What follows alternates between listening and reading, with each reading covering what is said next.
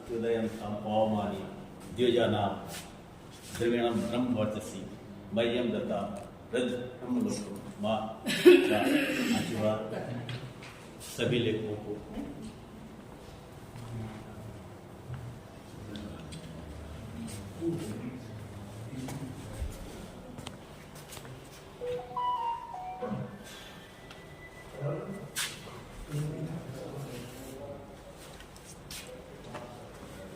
विश्वानि देव सवितर्दुरितानि परासुव यद्भद्रं तन्नासुव।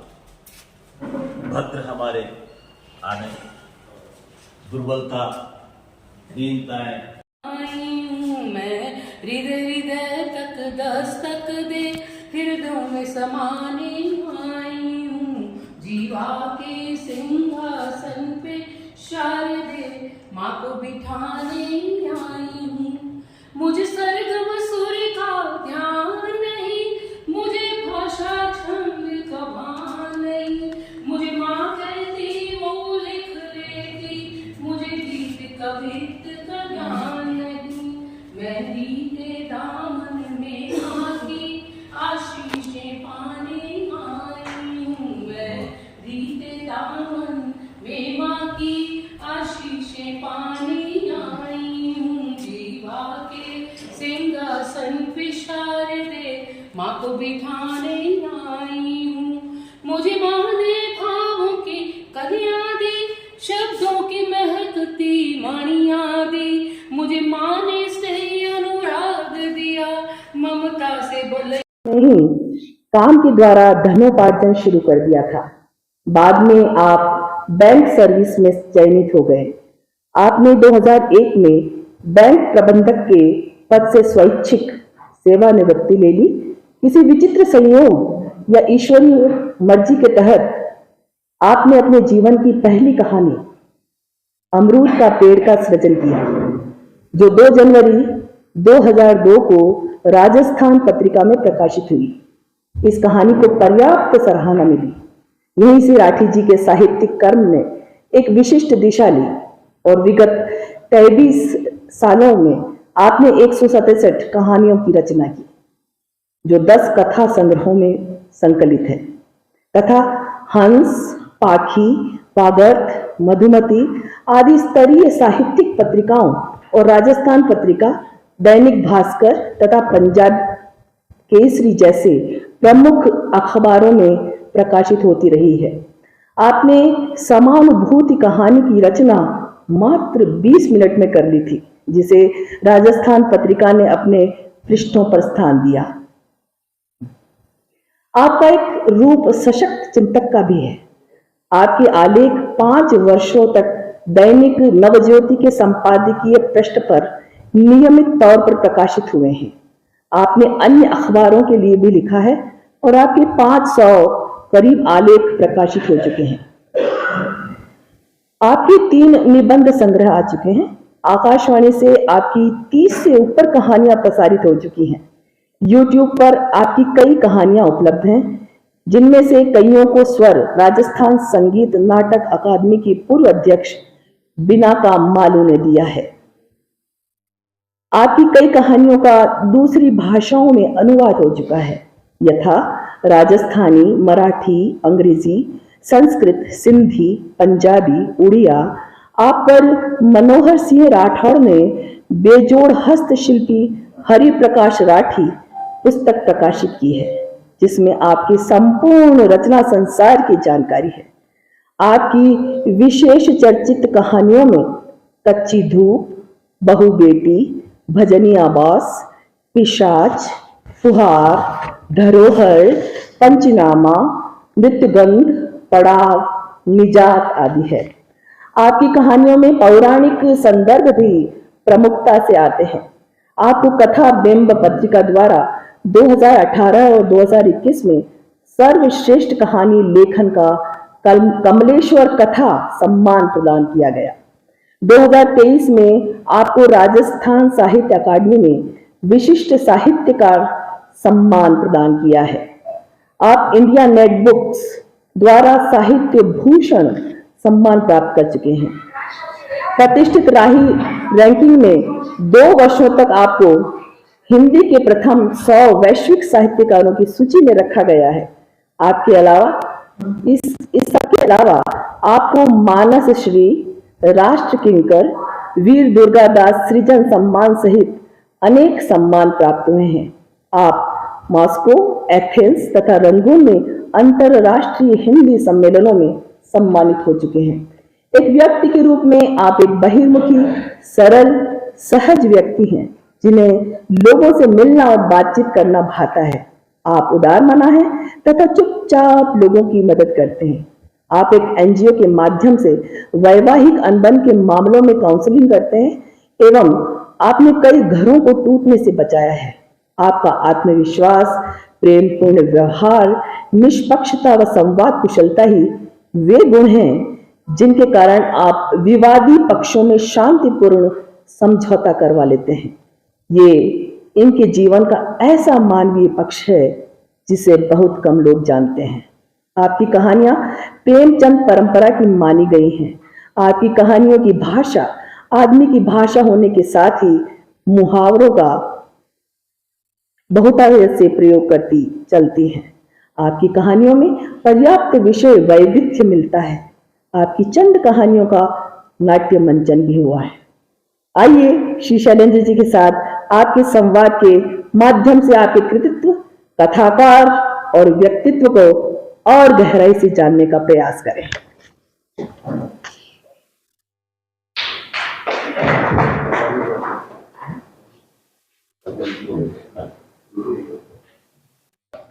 और अब मैं शैलेंद्र जी से निवेदन करता हूँ कि आगे संवाद, बातचीत जारी रखें। कुर्बानी दी जा सकती है। मित्रों, मेरे लिए उदयपुर दूसरा घर जैसा है। मैं यहाँ लगभग 15 वर्ष रहा।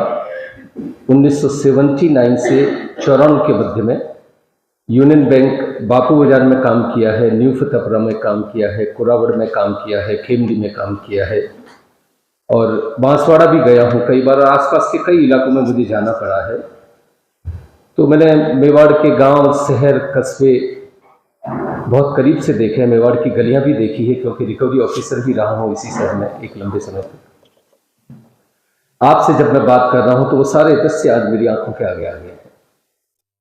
मॉर्निंग वॉक की मेरी पुरानी आदत है। 1979 में विवाह के बाद मैं उदयपुर आया था और मुझे अब भी याद है कि मैं फतेह सागर की पाल पे मॉर्निंग वॉक करने जाता था और वो दृश्य मैं कभी नहीं भूल सकता जब पाल से पूर्व से मैं सूर्य को उदय होते हुए देखता था और उस समय उदयपुर लश ग्रीन था। पेड़ों के बीच में से, घास के बीच में से सूर्य का पीला गोला एक उभरता था और इस दृश्य को मैंने मेरी किसी कहानी में भी पढ़ा है। हालांकि आज वहाँ सहेली नगर बस गया है और अब तो वहाँ कोई वेजिटेशन भी बहुत नहीं दिखता। बहुत पाल पे मैंने स्विमिंग की है। स्विमिंग मेरा पैशन है, मेरी हॉबी है और करीब नाना करते मैंने 20 बच्चों को पाल पे स्विमिंग सिखाई होगी। समर वेकेशन में जब भी कोई बच्चा मेरे घर आता था तो मैं उसे एक ही उपहार देता था कि तुम उदयपुर आए हो तो स्विमिंग सीख के जाओ। तो चूंकि मैं स्विमर था तो मैं उनको स्विमिंग सिखाता था। नीमच माता भी खूब चढ़ा हूँ। लक्ष्मी विलास का भी स्विमिंग पूल का मैं 10 साल मेंबर रहा हूँ। और जब हम आए थे 79-80s की एक और खास बात जो मैं कहना चाहता हूँ, जो अंतर तब और अब में आ गया है, उदयपुर का तापमान तब बहुत कम था। I came in the month of July, मुझे ध्यान है जुलाई 79, और तब तापमान इस शहर का गर्मियों के उन दिनों में भी 18 से 25 से ज़्यादा नहीं होता था। और जो पुराने लोग बैठे उन्हें मालूम है कि सुबह एक पतली रजाई ओढ़नी होती थी और अब मैं सुन रहा हूँ कि 40 डिग्री तक, 45 डिग्री तक टेम्परेचर लेकर जा रहा है। उदयपुर इस तरह मेरी आत्मा में रचा बसा है कि मेरी कई कहानियां उदयपुर की पृष्ठभूमि में है, विशेषतः वे कहानियां जिसमें प्राकृतिक दृश्यों का भरपूर चित्रण है। एक कहानी अमरूद का पेड़ तो उदयपुर से ही संबंध है, जो कि राजस्थान पत्रिका में छपी थी और मेरी पहली कहानी थी। निर्णय एक कहानी थी जो मधुमती में प्रकाशित हुई थी, उसकी पृष्ठभूमि में भी उदयपुर की एक जगह है। और अभी अभी हालिया एक कहानी मैंने लिखी है, वे आंखें, जो कि प्राची में प्रकाशित हुई है। उसमें भी पृष्ठभूमि पिछुला के आसपास की ही है। वस्तुतः आपकी जवानी जहाँ बीतती है वो जगह आपसे जुदा नहीं हो सकती, आपके जहन में वो रहती ही रहती है, क्योंकि यादें जैसे कोई दूर मंदिर में घंटियां बज रही हो, जैसी मधुर और कर्णप्रिय होती है, तो विशेष तो यौवन की यादें आपके उसमें रहते हैं। सभाघर में बहुत लोग मेरे से परिचित हैं जिनके मैं बहुत करीब रहा हूं और बहुत घर भी उनके आना जाना रहा है। मधु जी मेरे बिल्कुल सामने रहती थी, पंचवटी में मैं जब रहता था तो शोभा जी के यहाँ कई बार जाना हुआ है। जो ऊपर से मंजू चतुर्वेदी जी से भले मेरी मुलाकात साहित्य में आने के बाद हुई है, पर आपके पिताजी से मैं राजेंद्र जी सक्सेना के साथ मिलता था जब वो उनके घर आते थे। किशन जी राजेश साहब के तो गीतों को मैं मौजूद हुआ, सरुपरिया मैडम सरुपरिया ने तो मेरे कई लेख भी प्रकाशित किए हैं पहले, और भी मैं किसी का नाम क्षत्रिय साहब मेरे साथ 3 विदेश यात्राओं में थे, और इनका उलाहना, मीठा उलाहना मुझे बहुत अच्छा लगा कि तूने आके फोन क्यों नहीं किया। तो इस तरह मेवाड़ के लोग प्रेम रखते हैं। तो आप सभी, अरुण जी सबसे पीछे बैठे हैं, मेरे मित्र 79 से मेरे साथ हैं, उन्हीं के घर रुका हूँ मैं। आप सभी का एहतराम करता हूँ, आपकी आई रिकॉग्नाइज योर प्रेजेंस, आपकी उपस्थिति को इस्तेमाल करता हूँ। अब आज के सेशन की ओर आने के लिए, कहानी की बात करने के लिए, कहानी की एनाटॉमी क्या है, कहानी की तकनीक क्या है, कहानी का आगाज कैसे होता है, कहानी का अंजाम कैसे होता है, प्रोसेस क्या है, और ढेर सारे इनके प्रश्न हैं जो इन्होंने कहा है कि मैंने आपके लिए बनाए हैं। उन सब के लिए अगर मुझे बात करनी है तो मुझे उदयपुर के नॉस्टैल्जिया से बाहर आना होगा। तो जैसा कि आदेश हुआ है इनका, एक कहानी पहले मैं पढ़ देता हूँ। कहानी का नाम है कुंजी। मैंने वर्ष भर पहले लिखी थी और हिंदी साहित्य अकादमी दिल्ली की पत्रिका इंद्रप्रस्थ भारती में प्रकाशित हुई थी। पहले मैं एक आप सबका आदेश से ये कहानी पढ़ देता हूँ। 15 से 20 मिनट की कहानी है, आशा है आपको अच्छी लगेगी। फिर इस कहानी पे भी बात कर लेंगे और दूसरे मुद्दों पे भी अपनी बात होगी। कुंजी। मेरे घर से 100 कदम दूर ठीक सामने खड़े उस बूढ़े पीपल के पेड़ को किसने लगाया? उसकी उम्र क्या है? इतिहास क्या है? किसने इसके चारों ओर झड़े हुए पत्थरों का सुंदर चबूतरा बनाया? आदि तो जितने मुंह उतनी बातों की तरह रहस्यमय है, पर हमारे लिए यह पेड़ उस चौकीदार की तरह है जो 24 घंटे मोहल्ले के बाहर खड़ा पहरा देता है। बचपन से बड़े होते इस पेड़ के इर्द गिर्द होने वाली अनेक गतिविधियों का मैं चश्मदीद गवा रहा हूं। इस चबूतरे पर पूरे दिन कोई न कोई आता रहता है, पर सूरज ढलते इस किंवदंती के चलते कि पीपल के नीचे सांझ के बाद बैठना ठीक नहीं है, यहां सन्नाटा पसर जाता है। मैं इन बातों पर बिल्कुल यकीन नहीं रखता है। बहुधा रविवार को छोड़ घूमने भी रात्रि भोज के बाद ही जाता हूँ। रविवार में तड़के उठकर घूमने निकल जाता हूँ। वर्षों से मेरी यही दिनचर्या है। अन्य दिनों दुकान के कार्यों में सुबह से व्यस्त हो जाता हूँ। इसी शहर में मेरी ऑटो पार्ट्स की दुकान है, ईश्वर की कृपा से अच्छी चलती है। हम इन 3 जने तो हैं, मैं, बीवी अतिका एवं बेटा बंटी जो अब 30वीं जमात में आ गया है।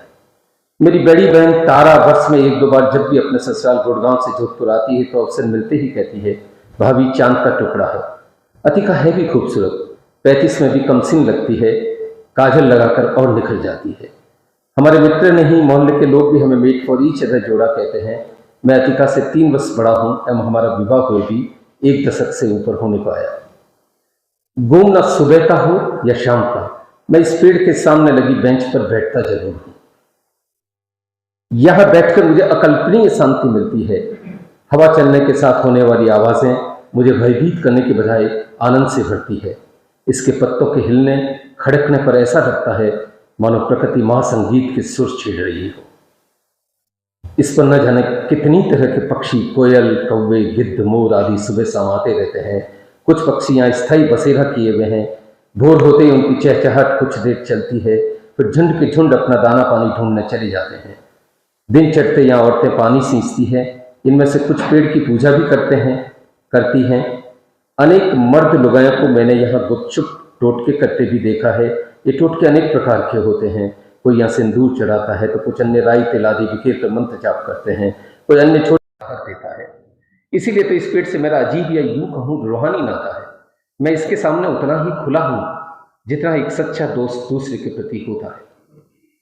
अनेक बार मुझे लगता है ये पेड़ वो सब जानता है जो मैं सोचता हूँ। यहाँ तक कि वह बात भी कि एक बार मैं और मेरा पड़ोसी दुकानदार बत्रा बियर पीकर नचने के यहाँ नाच देखने गए थे। वहाँ 2 पैग और चढ़ाए तो हमारी हरकतें हर सीमा को लांघ गई। ये बात बड़बड़ाहट में भी मेरे मुंह से कभी नहीं निकली। अतिका को पता चलता तो फाड़ खाती। उस रात लौटते हुए 2 घड़ी इसी बेंच पर सुस्ताने बैठा था, तब जाने क्यों लगा ये पेड़ मुस्कुरा रहा है। असहज मेरी आंखें नीची हो गई। मैं उठकर सीधा घर चला आया। यहाँ आकर इस तरह बैठते हुए मुझे वर्षों हो गए हैं। मैं आज फिर डिनर के बाद बेंच पे आके बैठ गया हूँ। पूनम होने से आज पूरा पेड़ चांदनी में नहा है। मेरे दिमाग में फिर विचारों का खमीर उठने लगा है। मैंने आंखें बंद कर ली है। आज जाने क्यों मेरा ध्यान उस जमीन पर चला गया है जिसे 2 वर्ष पूर्व मैंने अपनी गाड़ी बचत से खरीदी थी और जिस पर खरीदने के 6 माह बाद ही शेर सिंह नाम के गुंडे ने कब्जा कर लिया था। वो जाने कहाँ से हूबहू डुप्लीकेट पेपर्स बनवा लाया। वह मुझसे कुछ पैसे ऐंठना चाहता है। मैं उसके मंसूबे जानता हूँ। उससे झगड़ा करना मेरे बस की बात नहीं है।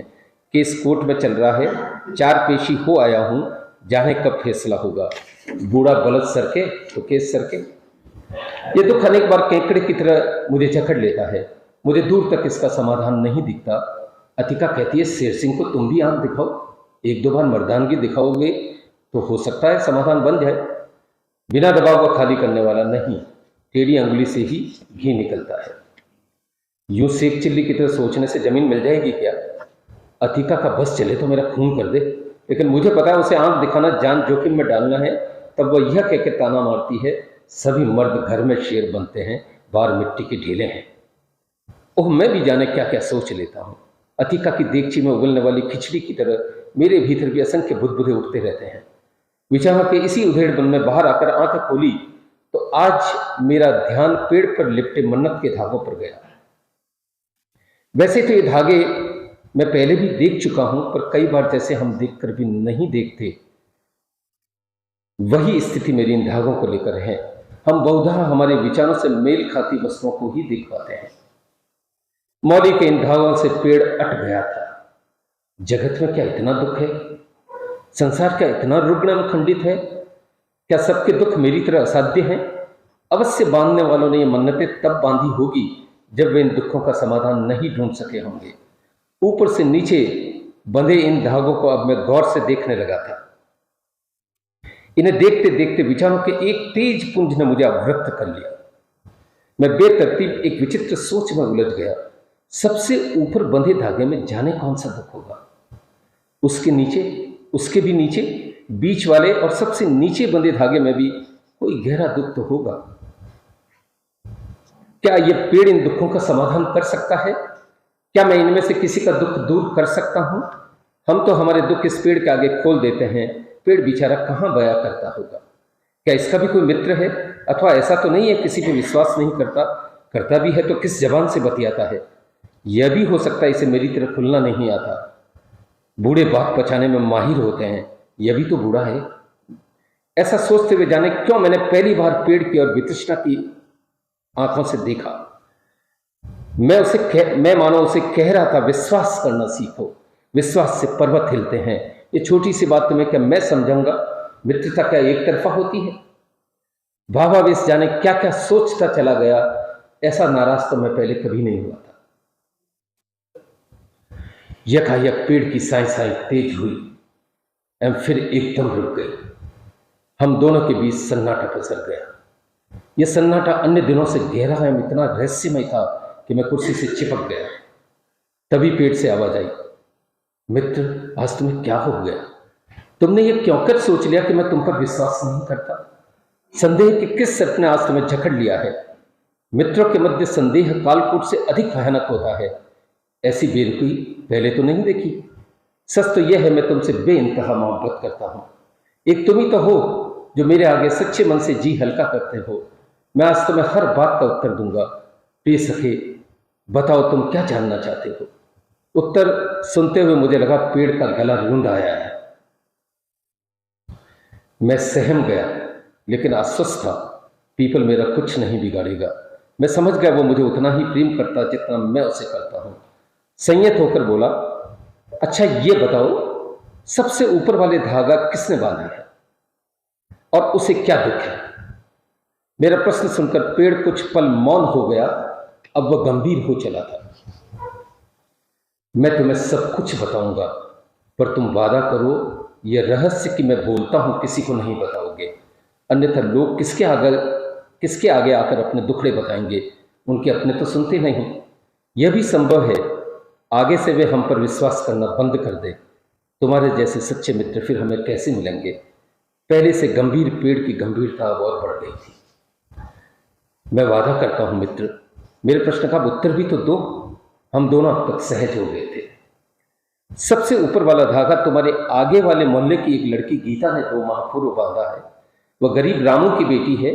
उसे किसी लड़के से प्रेम हो गया है। ये दोनों अलग अलग जाति से हैं। लड़की के पिता तो मान गए हैं, पर लड़के का बाप अड़ा है। कहता है प्राण चले जाए पर यह विवाह न होने दूंगा, बिरादरी में नाक कट जाएगी। उसका लड़का भी अड़ा है, पर उसमें पिता से विद्रोह करने का साहस नहीं है। लड़की इस बात को ताड़ गई है और इसी समस्या से निजात पाने के लिए मन्नत बांध गई है। कभी कभी मन्नत बांध गई है। कभी कभी मुझे ये जानकर आश्चर्य होता है कि हम सभी एक परमात्मा की रचना है, सबका पिता एक है, तो फिर क्या धर्म और क्या जात पात? मनुष्य इतना प्रबुद्ध चेतनशील होते हुए भी इस जरा सी बात को क्यों कर नहीं समझता? इस बार बोलते हुए पेड़ के गांभीर्य में भावुकता एवं दर्शन दोनों घुल गए थे। आप ठीक कहते हैं, ये छोटी सी बात लोग समझ जाएं तो उन्हें असंख्य समस्याओं से छुटकारा मिल जाए। देश आजाद हुए दशकों बीत गए, पर लोगों की मानसिकता में कोई खास परिवर्तन नहीं आया है। समय बदला है, पर समझ अब भी दकियानूशी है। उत्तर देते हुए मेरी नजर सबसे नीचे वाले धागे पर गई। ये सबसे नीचे वाली मन्नत किसकी है? क्या वह भी किसी कठोर दुख से ग्रसित है? प्रश्न करते हुए जिज्ञासा मेरी आंखों में उतर गई। यह मन्नत गीता से कुछ आगे रहने वाली अरुणा की है। उसका पिता एक प्राइवेट कंपनी में चपरासी है। चादर इतनी छोटी है कि मुंह ढकता है तो पैर निकल आते हैं। जस तस गृहस्थी धकियाता है, लेकिन अरुणा उसकी गुदड़ी का लाल है। तमाम अभावों के मध्य पढ़ाई में अव्वल है। वह सीए बनना चाहती है। उसकी प्रवेश परीक्षा के लिए उसे कोचिंग की जरूरत है। परीक्षा हेतु भी फीस की व्यवस्था करनी होगी। यह रकम लगभग 50,000 बनती है। तमाम प्रयासों के बावजूद अरुणा का पिता ये व्यवस्था नहीं कर पाया है। मजबूर होकर उसने अरुणा को परीक्षा न देने को कहा है, पर अरुणा अडिग है। इसी कस के चलते वो मन्नत बांध गई है। पेड़ ने मुझ पर विश्वास कर दूसरी व्यथा भी बता दी। ओह, ये कैसी विडंबना है! कुछ लोग बच्चों के पढ़ाने के लिए लाखों खर्च करने को तैयार है, पर वे पढ़ते नहीं, और कुछ के बच्चे प्रतिभावान होते हुए भी यूं लाचार हैं। मजबूरियों की गर्द में लिपटे ये नगीने बिना तरह से ही जमींदोज हो जाते हैं। उत्तर देते हुए पेड़ के साथ मैं भी भावुक हो गया। इसी बीच मेरी नज़र बीच वाले धागे पर गई। इस धागे का रंग पहले 2 धागों से भी अधिक गहरा था। मैंने पेड़ से इस धागे का भी दुख बताने को कहा। यह धागा तुम्हारे घर से 5वें घर में रहने वाले मोहनदास की बीबी सैनी बांध के गई है। इनके 3 बच्चे हैं। सैनी को शक है कि उसके पति के ऑफिस में कार्य करने वाली एक महिला से संबंध है। मोहनदास उस पर तो खूब खर्च करता है, पर परिवार की सामान्य जरूरतों के लिए भी हाथ खींच लेता है। इस भीषण आर्थिक मनोवैज्ञानिक व्यथा के चलते सैनी ये मन्नत बांध गई है। उत्तर सुनते ही मैं समझ गया अतिका की सूचना सटीक थी। अब मेरा ध्यान अन्य धागों पर था। मेरी उत्सुकता परवान चढ़ गई। यहाँ तो पूरा आवा बिगड़ा है। मैंने पेड़ से इन धागों के बारे में भी बताने को कहा। अब मैं तुम्हें किस किस के दुख बताऊं? इनमें से कोई बीमारी से ठीक न होने से पीड़ित है, तो कोई धंधा ठीक से न चलने से परेशान है, कोई अपने भाइयों से दुखी है तो कोई मित्र रिश्तेदारों से, किसी को वाहन चाहिए तो किसी को मकान, किसी के पास दोनों है तो उसे इनसे भी बड़ा वाहन और मकान चाहिए, कोई नौकरी मांग गया है तो कोई लगी नौकरी से परेशान है। कुछ ऐसे भी है जो पदोन्नति न होने से पीड़ित है। किसी को कोई दुख नहीं है तो वो पड़ोसी की तरक्की से दुखी है, वो उसकी ऐसी तैसी करना चाहता है। एक मन्नत यह भी बंधी है कि उसका बॉस स्वर्ग सिधार जाए। कोई बच्चों की पढ़ाई को लेकर रो गया है तो कोई उनके ब्याह को लेकर, कुछ शादी न होने से दुखी है तो कुछ बीवियों से त्राण चाहते हैं। 2 व्यापारी प्रतिस्पर्धियों के बीमार पड़ने की भी तमन्ना कर गए हैं। कुछ बहुएं सास के त्रास से विकल हैं तो कुछ सासों ने बहुओं की सद्बुद्धि हेतु मन्नतें बांधी है। कोई तीर्थाटन का आकांक्षी है तो कोई विदेश यात्रा का सपना देख रहा है। मित्र, संसार में सर्वत्र दुख पसरा पड़ा है। इसका बयां मुश्किल है। तुम स्वयं समझ सकते हो ऐसे में मेरी क्या दशा होगी। और तुम भी क्यों चूकते हो? तुम भी तो शेर सिंह से दुखी हो। तुम भी मन्नत अटका जाओ, इतनों के बीच यह भी झेल लूंगा। पेड़ की आवाज अब इतनी भारी थी मानो वो फट पड़ेगा। मैं हैरत में था, पीपल को मेरी व्यथा का कैसे पता चला? क्या वृक्ष सुनते समझते भी हैं? क्या वे भी इस शिद्दत से महसूस करते हैं? क्या प्रकृति हमारे अकथ दुख भी जान लेती है? मेरे मन में प्रश्नों का अंबार लग गया। इन्हीं प्रश्नों में मेरी निजी व्यथा भी जुड़ गई। बांधने से क्या मन्नत पूरी हो जाएगी? क्या तुम किसी का दुख दूर कर सकते हो? इस बार प्रश्न पूछते हुए शेर सिंह मेरी आंखों के आगे आ गया। नहीं मित्र, मैं किसी का दुख दूर नहीं कर सकता। हां, मैं दुख दूर होने का रहस्य अवश्य बता सकता हूं। इस बार पेड़ की आवाज धीर गंभीर थी, जैसे वह कोई संत हो। बस मुझे वह रहस्य बता दो तो समस्याओं से निजात मिले। मैं अधीर हो गया। अवश्य बताऊंगा, तुम किंचित मेरे समीप तो आओ। पेड़ अब रुक रुक कर इस तरह बोल रहा था मानो किसी महान रहस्य को उद्घाटित करने वाला हो। मेरी उत्सुकता को पंख लग गए। मैं पेड़ के समीप जाकर उसके तने से कान सटाकर खड़ा हो गया। पेड़ की बात सुनकर मेरी आंखें एक अभिनव संकल्प से चमक उठी, मानो मुझे ताले की कुंजी मिल गई। ओह, ऐसा तो मैंने कभी सोचा ही नहीं था। अब मैं और पेड़ दोनों चुप खड़े थे। यकायक जाने क्या सोचकर मेरी मुट्ठियां तन गई। मैं चबूतरे से उतरकर सीधा घर आया। आगे कुछ दिनों में अपने संकल्प को मूर्त रूप देने का निश्चय किया। मैंने गीता के प्रेमी के पिता से संपर्क कर उन्हें समझाया कि आपकी जिद के चलते अनर्थ हो सकता है, तो उसके अवसान जाते रहे। 3-4 दिन की समझाइश में वे मान गए। सीए परीक्षा की आकांक्षी अरुणा के पिता को मैंने जब 50,000 का लिफाफा दिया तो वे दंग रह गए। भावावेश उनसे कुछ बोलते नहीं बन रहा था। अरुणा की आंखों में आंसुओं की लड़ी लग गई। वे मुझे ऐसे देख रहे थे जैसे घर पे कोई देवदूत आया हो। मोहनदास तो मुझसे अपना निजी रहस्य जानकर सहम गया कि उसका राज पूरी कॉलोनी जानती है। मैंने जब उसे कहा कि उसकी बीवी आत्महत्या तक कर सकती है तो उसकी जमीन सरक गई। उसने मुझे वादा किया कि वह आगे से ऐसा नहीं करेगा। मोहनदास इतना जल्दी मान जाएगा ये तो मेरी कल्पना से परे था। उसे समझाना टेढ़ी खीर था, पर इन दिनों जबान पर जैसे सरस्वती बैठ गई। पेड़ के कहे अनुसार मैंने भी ये रहस्य गोपनीय रखा कि ये सब मुझे उसी से ज्ञात हुआ है। सभी के बार बार पूछने पर भी मैंने पेट का पानी नहीं हिलने दिया। इन दिनों इन्हीं समस्याओं को निपटाते मेरा घूमना तक बंद हो गया। आज इतवार था। मौसम में एक अजीब सी कैफियत थी जो शायद ऋतुएं बदलने के संधि काल में होती है। कई दिनों बाद आज मैं घूमने के लिए बाहर आया तो दरवाजे पर शेर सिंह को देखकर हैरान रह गया। उसका तरबूज जैसा चेहरा पपीते की तरह लटक गया था। काली चमकदार आंखें अब धुंधली पनीली लग रही थी। आंखों के नीचे गड्ढे पड़ गए थे। किसी अप्रत्याशित की अनहोनी से मेरा दिल धड़कने लगा। मैंने उसे भीतर आने को कहा तो वो वहीं ठिठक गया। यकायक फूट पड़ा। बाही थी साहब, 10 दिनों से मुझे न नींद आती है, न चैन मिलता है, न भूख लगती है, न प्यास। मेरा मन हर तरफ से उचट गया है कि न बोल पाता हूं, न चुप रहते बनता है। रात एक अजीब सपना आता है जिसमें एक पीपल अपनी टहनियों से मेरा गला जकड़ कर कहता है, दुष्ट, उस भले आदमी का हक वापस लौटाओ, अन्यथा समूल नष्ट कर दूंगा। यह स्थिति 2-4 दिन और रही तो दम टूट जाएगा। हो न हो, यह आपकी ही बद्दुआ है। मनुष्य जो करता है वही तो पाता है। इस अज्ञात कोप ने मेरी आत्मा को झकझोर दिया है। मैं आपको बताने आया हूं कि कल रात मैंने आपकी जमीन का कब्जा खाली कर दिया है। ऐसा कहते हुए उसने हाथ में गोल करके जाली पेपर मेरे ही सामने फाड़ डाले। इसके बाद वह पल भर भी नहीं रुका। उसकी लड़खड़ाई चाल और भर्राई आवाज उसकी मनोदशा बयां कर रही थी। बड़े बुजुर्ग ठीक कह गए हैं, जुल्म के पांव कच्चे होते हैं। मैंने भीतर आकर अतिका को सारी बात बताई तो उसकी आंखें चमक उठी। उसकी आंखों में सिमटा गौरव भाव, मानो कह रहा था आज उसके आगे मिट्टी का ढेला नहीं, शेर खड़ा है। उसका दीप्त चेहरा देख मेरी छाती फूल गई। मुझे पता है आप सभी ये रहस्य जानने को उत्सुक होंगे कि पेड़ ने मुझसे कौन सा रहस्य उद्घाटित किया था। मैं क्यों बताऊं? जगत में समस्याएं हैं तो समाधान भी हैं, ताले हैं तो कुंजियां भी है। अपनी कुंजी आप खुद ढूंढिए।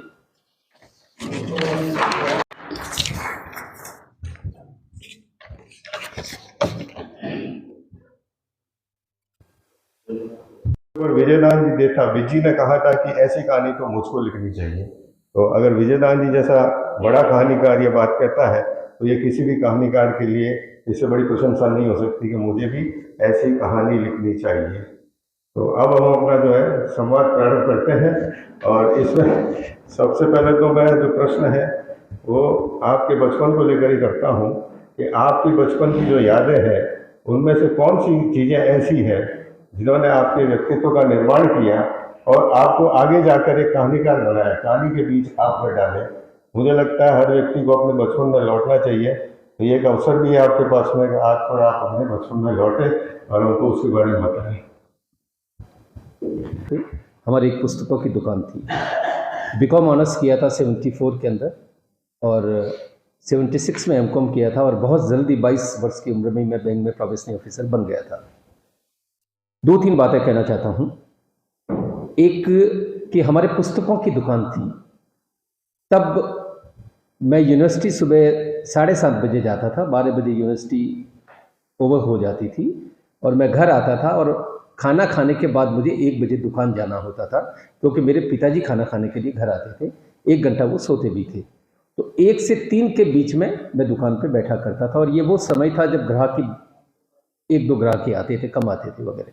हमारे पुस्तकों की दुकान थी जैसा कि मैंने आपको बताया। And if I recollect that shop, तो वहाँ हर तरह की कथाएं बिकती थी, रामचरितमानस बिकती थी, वाल्मीकि रामायण के पूरे खंड थे, महाभारत के पूरे खंड थे। And on the right side Sharat Chandra, Bankim Chandra Chatterjee, Gitanjali थी और कई तरह के इंग्लिश नॉवेल्स, प्रेमचंद के भी थे खूब सारे, सुदर्शन के थे और कई तरह के इंग्लिश नॉवेल्स भी उस समय मुझे पढ़ने को मिलते थे। I still remember Jain Austin, the pride and prejudice, शायद मैंने 16 साल में पढ़ी थी। एंड उस समय के I am talking, it is somewhere 72-3 Shailendra ji, जब मैरियो पूजो का वो गॉडफादर आया था और पर्लेस बक आपने जिसको नोबेल प्राइज मिला था, गुड अर्थ हमारी दुकान पे बिका करती थी। मैं आज भी नहीं भूल पाता हूँ गुड अर्थ, इतनी सुंदर पुस्तक थी। एंड गुड अर्थ के उस फार्मर को भूलना तो लगभग असंभव है जो चाइनीज़ प्रेजेंट्री पे उन्होंने किताब लिखी थी। टॉलस्टॉय की भी किताबें थी, वो सब कुछ थी। Irving Wallace is another name जो उस जमाने में था। और I remember a few of his books, the valley of doles थी उनकी, द 7 मिनट्स थी। कितनी देखिए खुल के लिखते हैं अंग्रेज लोग, 7 minutes is the feeling of a woman during the 7 minutes of intercourse. मतलब इतनी खुल के वो किताब लिखी गई थी और बेस्ट सेलर बनी थी उस जमाने की। और आज हम कितनी तरह की तोहमतों से गुजरते हैं छोटी बड़ी बातों को लेके। एक और चीज़ थी, मेरा मूल भाव साहित्य की तरफ ही था लेकिन मैं इस तरफ आ नहीं पाया, इत्तेफाक कुछ ऐसा बना। 1974 में बीकॉम ऑनर्स करने के बाद मैं सबसे पहले हिंदी विभाग में गया था। तब नामवर सिंह जी थे वहाँ के हेड ऑफ डिपार्टमेंट जोधपुर के अंदर, और मैंने उन्हें कहा कि सर मैं एमए हिंदी करना चाहता हूँ। तो उन्होंने कहा तुम पहले विद्यार्थी हो जो बीकॉम करके एमए हिंदी करने आ रहे हो। यूजुअली बीकॉम का व्यक्ति उस ज़माने में नहीं आता था, आर्ट के व्यक्ति तो जाते थे, पर मैंने कहा मेरा मन इसी में रमता है। तो उन्होंने मुझसे एक प्रश्न किया, तुम बनना क्या चाहते हो? मैंने कहा मेरे 3 भाई बैंक मैनेजर हैं, मैं भी बैंक मैनेजर बनना चाहता हूँ। कि बोला तब तुम एमकॉम में ही जाओ। बस वो एक पल था जिस समय मैंने एमकॉम में जाने का निर्णय लिया। एक चीज़, दूसरी चीज़, उस जमाने के अंदर शायद दारिश साहब को इस बात का भान होगा, 73-74 के अंदर डॉक्टर अज्ञेय जोधपुर यूनिवर्सिटी में प्रोफेसर थे। और ये देखिए कैसा इत्तेफाक है कि मुझे उस व्यक्ति से कम 25 बार बात करने का मौका मिला, और बड़ी अंतरंगता से। ये मेरा सौभाग्य है। मतलब मुझे तो लगता है मैं साहित्यकार इसलिए बन गया कि बड़ी आत्माएं मुझे छू के चली गई। तो वो बिल्कुल जहाँ मेरी क्लास लगती थी उसके नीचे बैठते थे। उन्हें भी कई चीज़ों पे बात करने में आनंद आता था। मैं 10 बजे की क्लास बंक करता था और वो भी उसी समय बंक करके वहाँ आते थे कैंटीन के अंदर। तो हम साथ बैठते थे, कई बातों पे बात होती थी वगैरह। साहित्य पे तो वो मुझसे ज़्यादा बात नहीं करते थे, पर हमारे घर में रामचरितमानस और इन पुस्तकों का बहुत प्रचलन था, तो इस पर वो बात करते थे और कहते थे तुझे कई चीज़ें इस बारे में ध्यान है वगैरह। तो डॉक्टर अज्ञेय से भी मेरी कई बार बात हुई है। तो कुछ इस तरह का बैकग्राउंड रहा शैलेंद्र जी कि एक व्यक्ति के अवचेतन मन में जो चीज़ें बैठ जाती है लिटरेचर की, वो भले कोई समय एक लंबे समय तक रेचित ना हो, हर बीज अपने भीतर वृक्ष बनने की संभाव्यता लिए होता है, पर वो समय कब आता है ये कई जगह बहुत डिफिकल्ट होता है। So I started writing after my 45 years. 45 वर्ष के बाद मैंने, मतलब जो यहाँ बैठे हैं जो मुझे पहले जानते हैं उदयपुर में, जैसे मधु जी है, शोभा जी, ये इनको शायद विश्वास भी नहीं हुआ होगा एक बार ये जानते कि मैं लिखता भी हूँ, पर मैंने लिखा और अभी 10 कथा संग्रह है और इस तरह से मेरी ये शुरुआत हुई। आपने बिल्कुल सही कहा कि जो हमारा चेतन मन है वो कई तरह के प्रभावों को ग्रहण करता है और समय आने पर जो लोग सचेतन मन के अंदर से कुछ न कुछ क्रिएटिव कोई कृति हमारे अंदर से निकलती है। तो ये अच्छा रहा कि 45 साल बाद ही सही आपने लिखना शुरू किया और बहुत कम समय में आपने बहुत खूब लिखा, बहुत अच्छा लिखा। और आज के इस समय की मजेदार स्थिति ये भी है कि आपने कभी कोई कविता नहीं लिखी है, कहानी लिखे हैं, निबंध लिखे हैं और शायद लघु कथाएं भी लिखी है। और दूसरी तरफ मैं जो हूँ, मैंने कभी कोई कहानी नहीं लिखी है। यह जो संवाद है ये हम दोनों की आपसी समझ को भी बढ़ाएगा, काम करेगा। राठी जी को कविताएं भले नहीं लिखी हो, लेकिन कविता याद बहुत रहती है। और हमारे बीच में इस चीज को लेकर बहुत बहस हो चुकी है, कविता गेय होनी चाहिए या नहीं होनी चाहिए। राठी जी का हमेशा जोर रहता है कविता जो है वो गेय होनी चाहिए, वो गाई जा सकने वाली कविता होनी चाहिए। और मैं जो भी मुक्त छंद का हामी जाता हूँ इसे लेकर भी कई बार बहस होती है। तो अब राठी जी ने जो पहली कहानी अपनी लिखी वो 2001 में 2002 में लिखी, 2002 में लिखी थी और ये सडन हुआ, एकदम अचानक हुआ। तो मैं जानना चाहूंगा कि ये जो अचानक जो आपने कहानी लिखी तो ये कैसे हुआ? कोई सपना आया या अचानक कोई विचार आपके मन में पनपा? आपने पहली जो कहानी लिखी अमरूद का पेड़, और किसी रचनाकार की पहली कहानी ही प्रसिद्ध हो जाए, लोकप्रिय हो जाए, ये बड़ी बात है। तो आपकी कहानी का अमरूद का पेड़ आज भी बहुत लोगों द्वारा पढ़ी जाती है और बहुत अच्छी कहानी है। तो इसके बारे में मुझे जरा बताइए।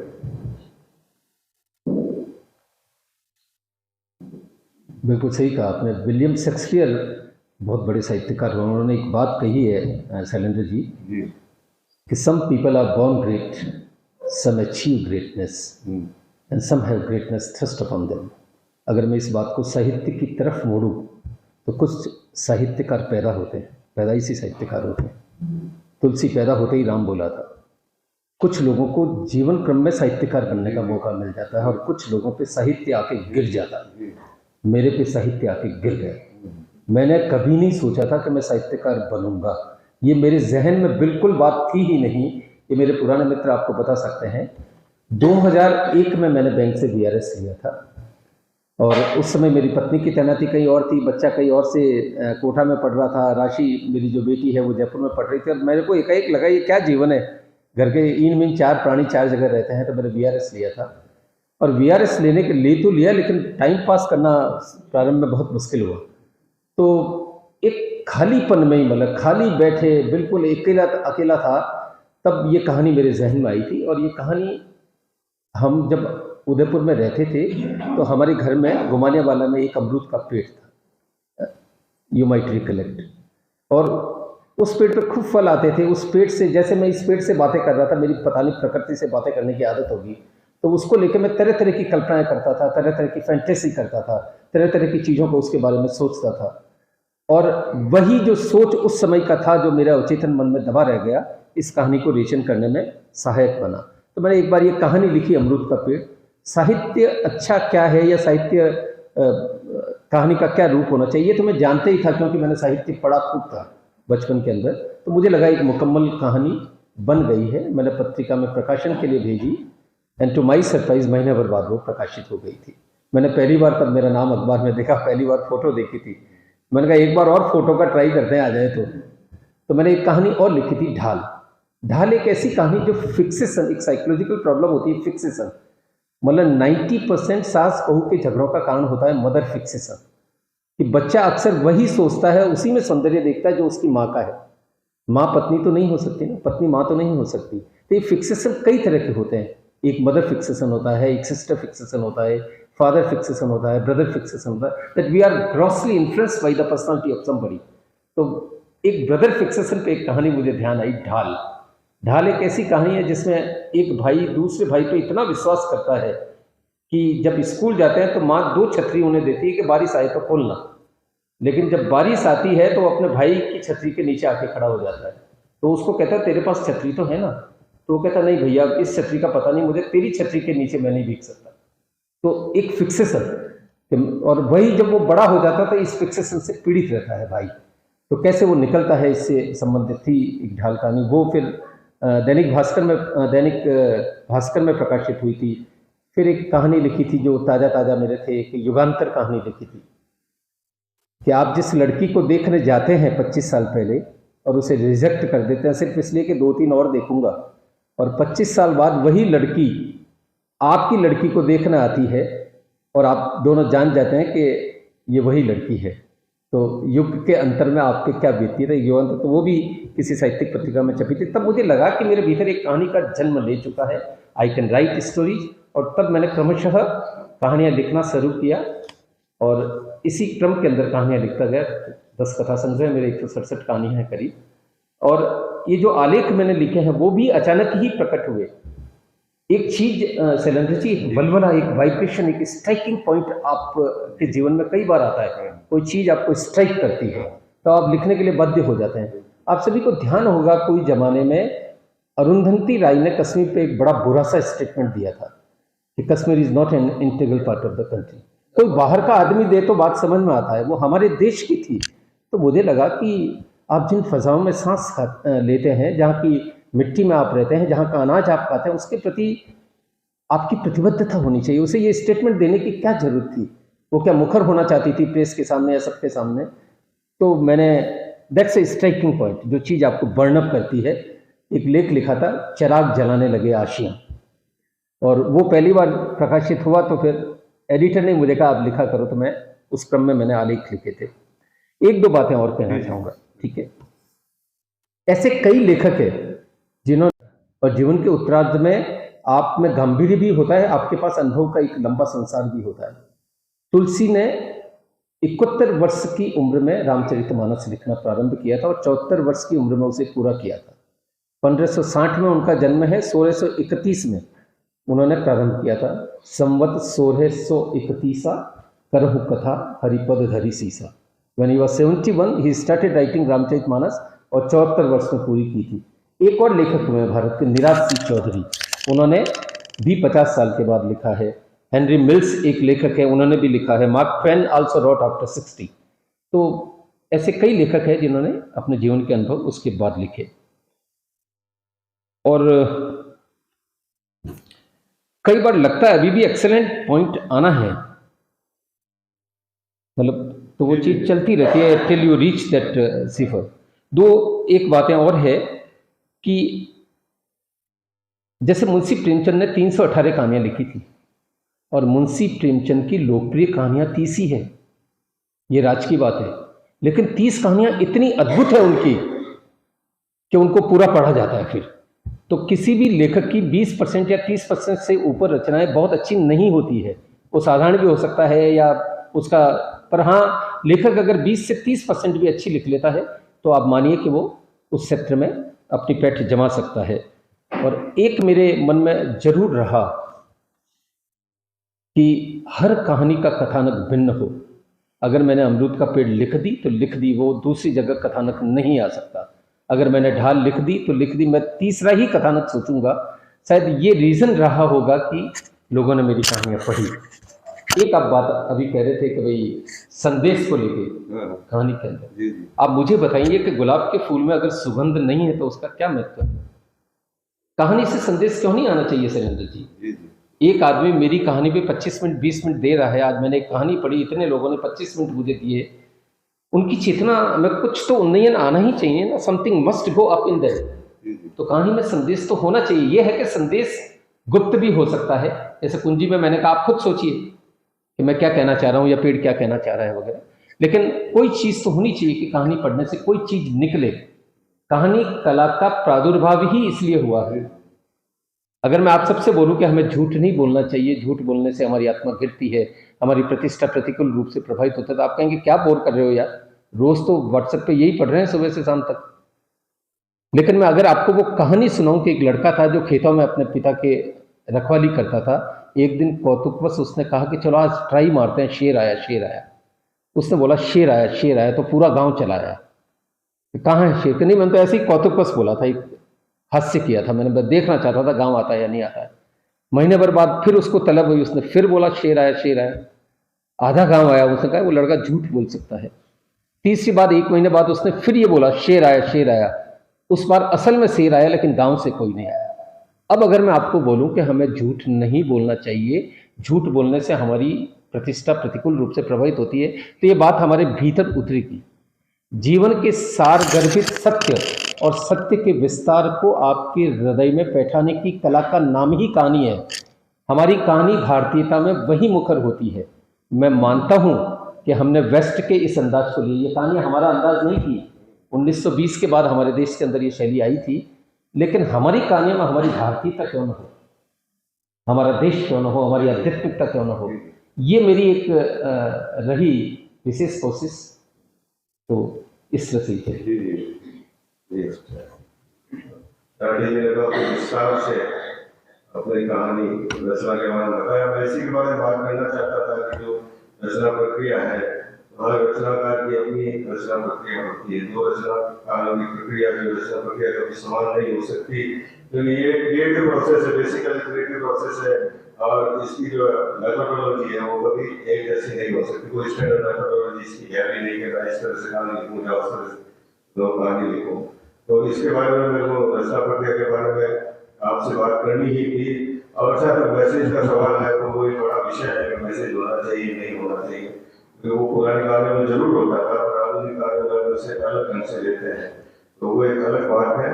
तो मैं अब आगे आपकी जो है रचना प्रक्रिया है उसके बारे में जानना चाहता हूँ। आप विषय का चयन कैसे करते हैं और भाषा को लेकर आप कितने सजग हैं, या भाषा अपने आप में से आती है या आप उससे कुछ सोच करके। आज जो समय है, मैं ये कहूँगा कि आपकी जो कहानी है उसकी भाषा आम आदमी की भाषा है, तो कहीं कहीं वो अति सरलीकृत भी लगती है।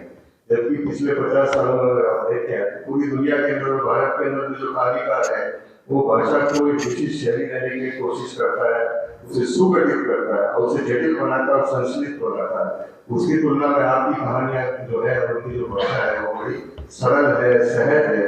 तो उदाहरण जैसे रेत समाधि जिसको बुकर प्राइज मिला, तो उसकी भाषा आपने देखी होगी, और ज्यादातर पाठक उसको पढ़ नहीं पाए, मैं भी नहीं पढ़ पाया। तो एक वो एक्सट्रीम है, दूसरे आपकी कहानियां जो प्रेमचंद परंपरा की कहानियां हैं जिसमें बिल्कुल भाषा सरल है, आम है। तो इन सब विषयों पर आप कुछ कहें। अच्छा प्रश्न है शैलेंद्र जी। अब प्रक्रिया के बारे में पूछ रहे थे, तो जैसा मैंने आपको पहले कहा टू बिगिन विद कि कहानी एक बलबला है, एक वाइब्रेशन है, एक समय के अंश पे आई हुई कोई एक विशेष स्ट्राइकिंग है जहाँ से कहानी पैदा होती है।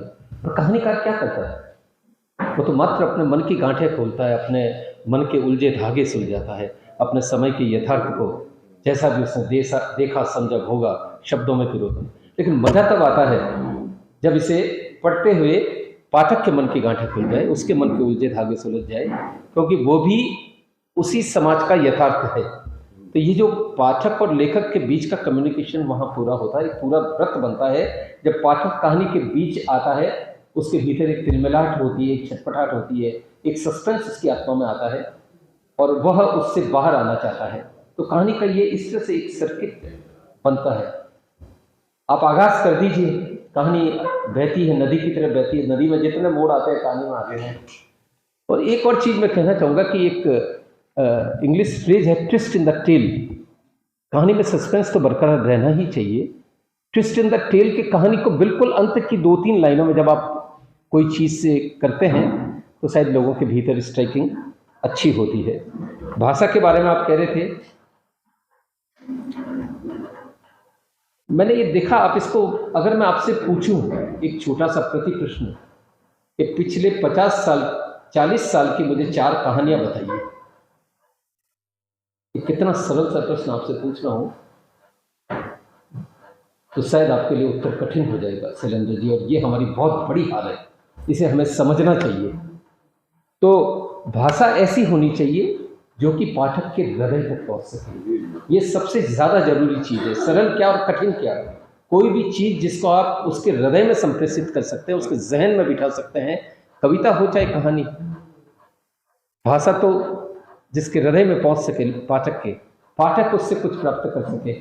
आप जलेबी बना के बैठ जाओ अच्छी से अच्छी, कभी बिक नहीं रही है तो उसका क्या बनेंगे बताइए। तो उसके लिए एक तो कहानी का रसिक्त होना जरूरी है, और दूसरा, कहानी, मेरा ऐसा मानना है, कहानी में सत्य हो, सत्य की सेंध होनी ही चाहिए। कहानी बॉडी कॉन्शियसनेस, माइंड कॉन्शियसनेस से ऊपर उठ के अगर हृदयग्राही बनेगी, हार्ट कॉन्शियस बनेगी या सोल कॉन्शियस बनेगी, तभी चिरजीवी हो सकेगी। अन्यथा जैसे मैंने आपसे पूछा 4 कहानी के नाम बताओ और आपके लिए कठिन हो जाएगा। Why do we remember the last sleep? हम ओ हेनरी की कहानी को आज तक नहीं भूले, लास्ट स्लीप को, सिंपली कि उन्होंने एक विशेष भाव को उसके अंदर मुखर किया। सोल कॉन्शियस में जाती है कहानी सीधा। ईदगाह लीजिए आप, कैसी स्ट्राइकिंग हार्ट कॉन्शियस कहानी है। आपके दिल के मतलब आपके रोए रोए खड़े हो जाते हैं जब हामिद कहता है कि नहीं दादी मैं तुम्हारे लिए चिमटा लेके आया हूँ। तो कहानियां जब तक उस लेवल में चेतना के उस स्तर तक नहीं पहुंचेगी, अधिकतर जो कहानियां अभी लिखी जा रही है they are either mind conscious और बॉडी कॉन्शियस, इसलिए वो बहुत लंबे समय तक नहीं टिक सकती। हमें हृदयमुखी और आत्ममुखी कहानियों का निर्माण करना होगा जो कि क्लासिक बन सके और थोड़े समय चल सके। मोटे तौर पर मैं आपने जो बातें कही है उससे सहमत हूँ और मुझे लगता है कि अभी कोशिश होंगी आपकी बातों से सहमत होंगे। और भाषा चाहे जटिल हो चाहे सरल हो, संप्रेषणीय होनी चाहिए। आपकी बात आपके पाठक तक पहुँचनी चाहिए। वो बात बिल्कुल सही है आपकी कह रही। और इसके आगे मैं आपसे पूछना चाहता हूँ कि आप एक लेखक को उसकी वैचारिक प्रतिबद्धता को लेकर आपका क्या विचार है? वैचारिक प्रतिबद्धता उसमें होनी चाहिए भी लेकर आपके अंदर अलग अलग मत मिलते हैं। एक लेखक के अंदर उसकी अपनी वैचारिक मनुष्य है तो विचार तो होगा ही और वैचारिक प्रतिबद्धता भी होगी। ये हो सकता है कि वो वैचारिक प्रतिबद्धता जो है मानक नहीं हो, वो मार्क्सवादी नहीं हो, गांधीवादी नहीं हो, पर उसकी अपनी कोई वैचारिकता तो होगी। तो इसके बारे में आपका क्या है? आपने कुछ कठिन सा प्रश्न पूछ लिया इस वक्त। देखिए हमारी कहानियां है क्या? अगर मान लीजिए मैंने जो कहानियां लिखी है तो वो कहानियां है क्या? मेरी वैचारिकता ही तो, वो मेरा थॉट ही तो है जो मैंने मेरी कहानियों के अंदर डाला है।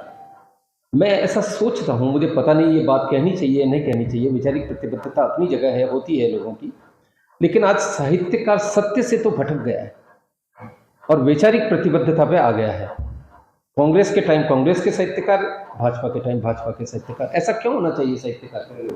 अगर मैं पत्रकार हूं और मैं एनालिसिस करके कोई लेख लिख रहा हूं तो मेरा भाजपा में होना या कांग्रेस का होना बहुत महत्वपूर्ण हो जाएगा। या हो सकता है कांग्रेस बहुत बुरा काम कर दे और मैं उसको क्रिटिसाइज ही न करूं। तो हमारा पत्रकार हो चाहे साहित्यकार, we have to stand by the truth. सत्य हमारी वैचारिकता है, हमें सत्य में ही सेंध लगानी चाहिए और सत्य ही हमारी रक्षा करेगा कहानियों का। Truth is our power, this what I feel. ये आपका कहना बिल्कुल सही है। हम इसी से जुड़ा हुआ एक सवाल और करता हूँ आपसे। ये जो साहित्य में जो विमर्श होते हैं, तरह तरह के विमर्श होते हैं, इसकी विमर्श है, दलित विमर्श है, आदिवासी विमर्श है, तो ये सारे विमर्श मैं तो इनसे सहमत हूँ, मैं उचित मानता हूँ, ये होने भी चाहिए।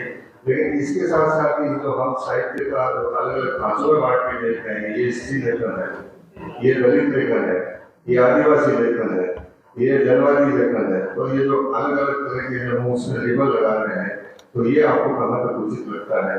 क्योंकि आपकी कहानियां तो इस तरह का किसी लेवल पर उससे लगाया जाना संभव नहीं है, तो आप इसको किस तरह से देखते हैं? देखिए लिखा तो मैंने इन सब विषयों पर, तो मेरी कहानियां मेरे मन की मोच है और मैं खुल के लेता हूँ। कहानी मेरी रूदा दे जहाँ मालूम होती है, अकबर इलाहाबादी, जो सुनता है उसी की दास्तां मालूम होती है। ये देखो ये आवश्यकता क्यों पड़ गई शैलेंद्र? जैसे स्त्रियों के लिए अलग से साहित्य की या दलितों के लिए अलग से साहित्य की आवश्यकता इसलिए पड़ गई, मुझे ऐसा लगता है कुछ समूह के लोगों ने उनको उठने ही नहीं दिया वर्षों तक। स्त्री की कहानी छपती कहाँ थी, दलित की कहानी छपती कहाँ थी? जब उनको लगा नंबर ही नहीं आ रहा है उनका, तो फिर इस तरह की चीज़ों की आवश्यकता पड़ गई। और आज अगर दलित साहित्य अलग से है या उनकी अलग से किताबें हैं तो उनका मन पूरा प्रकट होकर आ रहा है आज की डेट के अंदर। मैं सोचता हूँ पहले ऐसा नहीं हो पाता होगा। इधर you give the space to them, या तो आप उनको स्पेस दीजिए। अगर आप स्पेस नहीं देंगे तो आपको अलग से खांचे बनाने पड़ेंगे।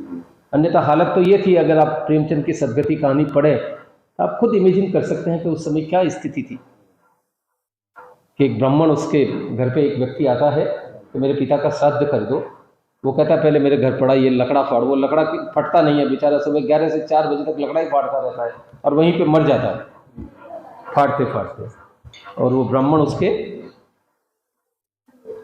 एक लाता है रस्सी और उसके पैर में डाल के उसको वहां पटक के आ जाता है जहाँ जानवर पड़े होते हैं मरे हुए। तो आप बताइए कहाँ से उठाना है आपको? अगर प्रेमचंद इस तरह की कहानियां नहीं लिखती तो क्या राजनेता इस पर चिंतन करते? क्या साहित्यकारी एक बिंदु है जहां जो राजनेता को उद्वेलित करता है, चिंतन के लिए प्रेरित करता है, चिंतन के लिए उद्वेलित करता है। कई ऐसे लेखक आप देखिए, रसिया में गोरकी मदर, पूरे रसिया का चिंतन उस समय का झाड़ को हटाने के लिए मदर नॉवल से मतलब अभिप्रेरित हुआ था। तो लेखक अपने विचार से, अपनी कहानियों से, अपनी कविताओं से एक क्रांति का भी सूत्रपात करता है। आपका कहना बिल्कुल सही है। लेखक जो है वो कहानी की या किसी भी रचना की मूल संवेदना कहीं से भी पकड़ सकता है। हम इस चीज को नहीं मानते कि स्त्री ही तो स्त्री को बेहतर लिख सकती है, दलित ही दलित को बेहतर लिख सकता है। जैसे प्रेमचंद ने किसान पे लिखा, तो जितना अच्छा उन्होंने किसान के ऊपर लिखा, शायद किसी किसान ने किसान के ऊपर नहीं लिखा होगा। किसान नहीं लिख सकता, उसके लिए कौन लिखेगा? तो लेखक लिखेगा। मजदूर के लिए कौन लिखेगा? तो लेखक लिखेगा। तो बिल्कुल ये बिल्कुल सही है कि एक लेखक, एक कवि, एक कहानीकार कहीं से भी सभ्यता को पकड़ के और उसे एक शब्दाकार रूपाकार देके और लोगों के सामने प्रस्तुत कर सकता है। और इसी में आगे मैं आपसे पूछूंगा कि एक रचनाकार को अपना आलोचक होना चाहिए या नहीं होना चाहिए? क्या आप अपनी कहानियों के आलोचक भी मानते हैं? और किस दृष्टि से फिर आप अपनी कहानियों को आलोचना करते हैं या उसकी समीक्षा करते हैं? देखिए, जैसे मैंने आपको बोला कि हर बार रचना इतनी ऊंचाई पे नहीं जाती, जी कई बार जाती है। तो लेखक जब कहानी को पूरा कर लेता है तो लगभग उसे ये पता लग जाता है इसकी क्या उत्कर्ष बनी है कहानी के अंदर। एक तो ये है। और सबसे पहले तो श्रीमती जी को ही पढ़ाते हैं हम तो प्रोफेसर साहब आप बताओगे आपको कहानी कैसी लगी? वो ठप्पा लगाती है तो मुझे लगता है ये आगे भेजना जाएगा। मेरी पत्नी मीराकर्स कॉलेज में प्रोफेसर रही, मैं कहना भूल गया, डॉक्टर सुशीला राठी। तो पहले तो मैं सबसे पहले कहानी उसी को देता हूँ कि तुम्हें कैसी लगी, फिर मेरे बच्चों को देता हूँ। जब तीनों मिलके ये कह देते हैं कि कहानी मुकम्मल कहानी है, तब मैं उसको फेयर करता हूँ, तब मैं इस काम को करता हूँ। आपका प्रश्न क्या था? मैं भूल रहा हूँ। जी क्या था? आप अपने आलोचक। हाँ, तो आप खुद भी अपने आलोचक बन जाते हैं जब उसके बारे में सोचते हैं। और अगर दूसरों की भी आलोचना के बारे में सोचे तो बहुत नेगेटिव मत बनिए। आलोचक आपको कहीं समृद्ध ही करता है, ऐसा मेरा समझना है। आलोचक अगर कोई बात कह रहा है तो उस बात पर गौर करिए आप। मुझे नहीं लगता, मैं इस बात में ज़्यादा यकीन नहीं करता कि आलोचक पूर्वाग्रह से भरे होंगे। कल मान लीजिए किशन जी दादीच मेरी कहानी की आलोचना करते तो क्यों पूर्वाग्रह से भरे होंगे? भाई वो मेरे से शोभा जी करती है तो भाई वाई शुड सी बी, ऐसा नहीं होता है। पर हाँ, ये जरूर है, ये उनका व्यू पॉइंट है, तो आप ऑब्सेस्ड मत होइए कि वो क्या कह रहे हैं। पर आलोचना आपको समृद्ध करती है, इसमें कोई शक नहीं है। लेकिन आप आलोचना से इतने मतलब ऑब्सेस्ड नहीं हो जाए कि आपकी कहानी गिर जाए, वो एक गलत बात होती है। एक छोटी सी मुझे एक कहानी बताऊंगा यहाँ पे। एक बारिश के अंदर एक सेंटीपेड मतलब जो 100 पैर का कीड़ा होता है, चल रहा था। कभी 37 पाँव इधर से उठा रहा था, 63 इधर से, फिर 63 रखता, इधर 62, इधर 38, इधर 40, इधर 60, इधर 10, इधर 90। बड़ी मस्ती से वो चल रहा था बारिश के अंदर। एक आदमी ने उसे देखा, उसने कहा यार गजब का कीड़ा और गजब का सिंक्रोनाइजेशन है, गजब की तालमेल है इसमें। कभी 10-90, कभी 67-33, कभी 62-38, कभी 40-60। तो उससे कहा जरा रुक सेंटीपेड, यार तू ये बता कि तू ये सब जो कर रहा है सिंक्रोनाइजेशन, तो तेरी इस चाल की मस्ती का राज क्या है? How do manage it? तो कहता है यार मैंने तो आज तक सोचा ही नहीं है, मैंने तो पहली बार तूने मुझे सोचवाया है कि मेरी चाल की मस्ती का राज क्या है। तो उसने कहा आज तूने कहा है तो देखता हूँ। तो उसने देखा तो इधर से 62 उठे तो उधर से फिर 37 उठ गए, इधर से 40 उठे, उधर से 59 उठ गए, और थोड़ी देर में बेचारा 3-4 बार गिर गया। अब उसको बात समझ में आई, वो उठ के बोला कि भले आदमी, किसी भी सेंटीपेड से ये कभी मत पूछना कि तेरे चाल की मस्ती का राज क्या है। तो हम किस तरह से आलोचना करते हैं, कई दफे आलोचना से ऑब्सेस्ड होने की जरूरत नहीं है। लेट्स टेक इट पॉजिटिवली, तो बात बनेगी। अगर आप उसको दिल में बिठा लेंगे, जहन में बिठा लेंगे, तो कभी कभी कई दफे मैंने कई लेखकों को इवन मैं नाम नहीं लेना चाहता, बहुत बड़े लेखक हमारे एक हैं जोधपुर के अंदर, जिनकी कोई कहानी पे चर्चा हुई थी आज से 12 साल पहले, और एक विशिष्ट लॉबी ने मिलकर सोचा कि इसकी इतनी आलोचना की जाए। वो बेचारा 3 साल तक लिख ही नहीं पाया। उसके बाद मैंने फिर उनको कहा, भाई are you influenced out of it? ये उनका एटीट्यूड है, ये माइंड सेट है किसी का भी। मेरा माइंड सेट किशन जी से मिले, मैडम सरूपरिया से मिले, कोई जरूरी थोड़ी है। मैं मेरी मस्ती में चल रहा हूँ, वो अपनी मस्ती में बात कर रहे हैं। तो ऑब्सेस्ड मत होइए, उसको सार को गही रहे, थोथा दे उड़ा। आपने कभी बिल्कुल सही कोट किया। और अब ये जो प्रश्न मैं लिखा हूँ, तो एक प्रश्न मेरा ये है कि जो हिंदी साहित्य का वर्तमान परिदृश्य है, जो कहानी का वर्तमान परिदृश्य है, इसे लेकर आपके क्या विचार है? वो आशाजनक है, निराशाजनक है? क्या संभावनाएं आपको उससे लगती है?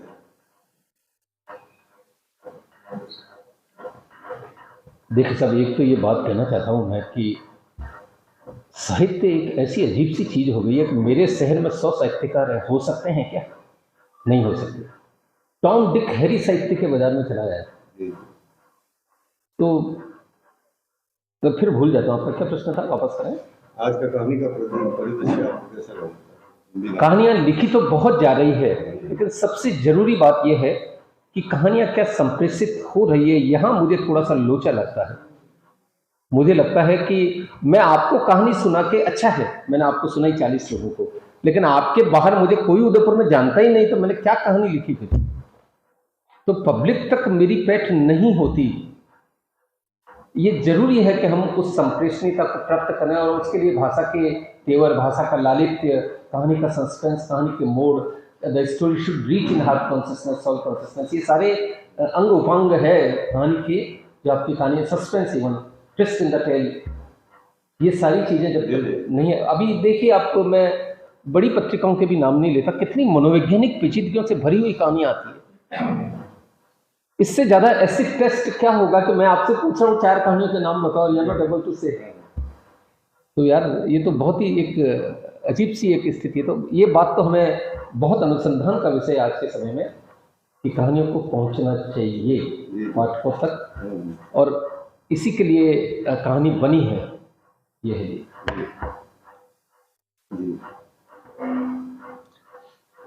एक और शेर याद आ गया मुझे, पर मुझे लगता है कि ये समस्या मेरे साथ ज़्यादा नहीं रही। मेरा भाग्य अच्छा है कि लोगों ने मेरी कहानियों को स्वीकार किया, और जिद मेरी यही रही कि दिल से लिखूं। सीधी बात है, दिल से लिखोगे तो दिल तक पहुंचेगी, ये तो होना ही है। कौन कहता है इन कोरे कागजों से कुछ नहीं मिलता, कहानी लिखने से आई कभी किरदार की खुशबू, तो ये तो होगा। आपने बिल्कुल सही फरमाया। जो कहानी है, मैं खुद भी जब साहित्यिक पत्रिकाओं में कई बार कहानी पढ़ता हूँ तो इसमें छूट जाती है, पूरी पढ़ने के बाद उस तरह की कहानियाँ हैं, 17-18 पेज लंबी कहानी है, और आप 3-4 पेज पढ़ के छोड़ देते हो।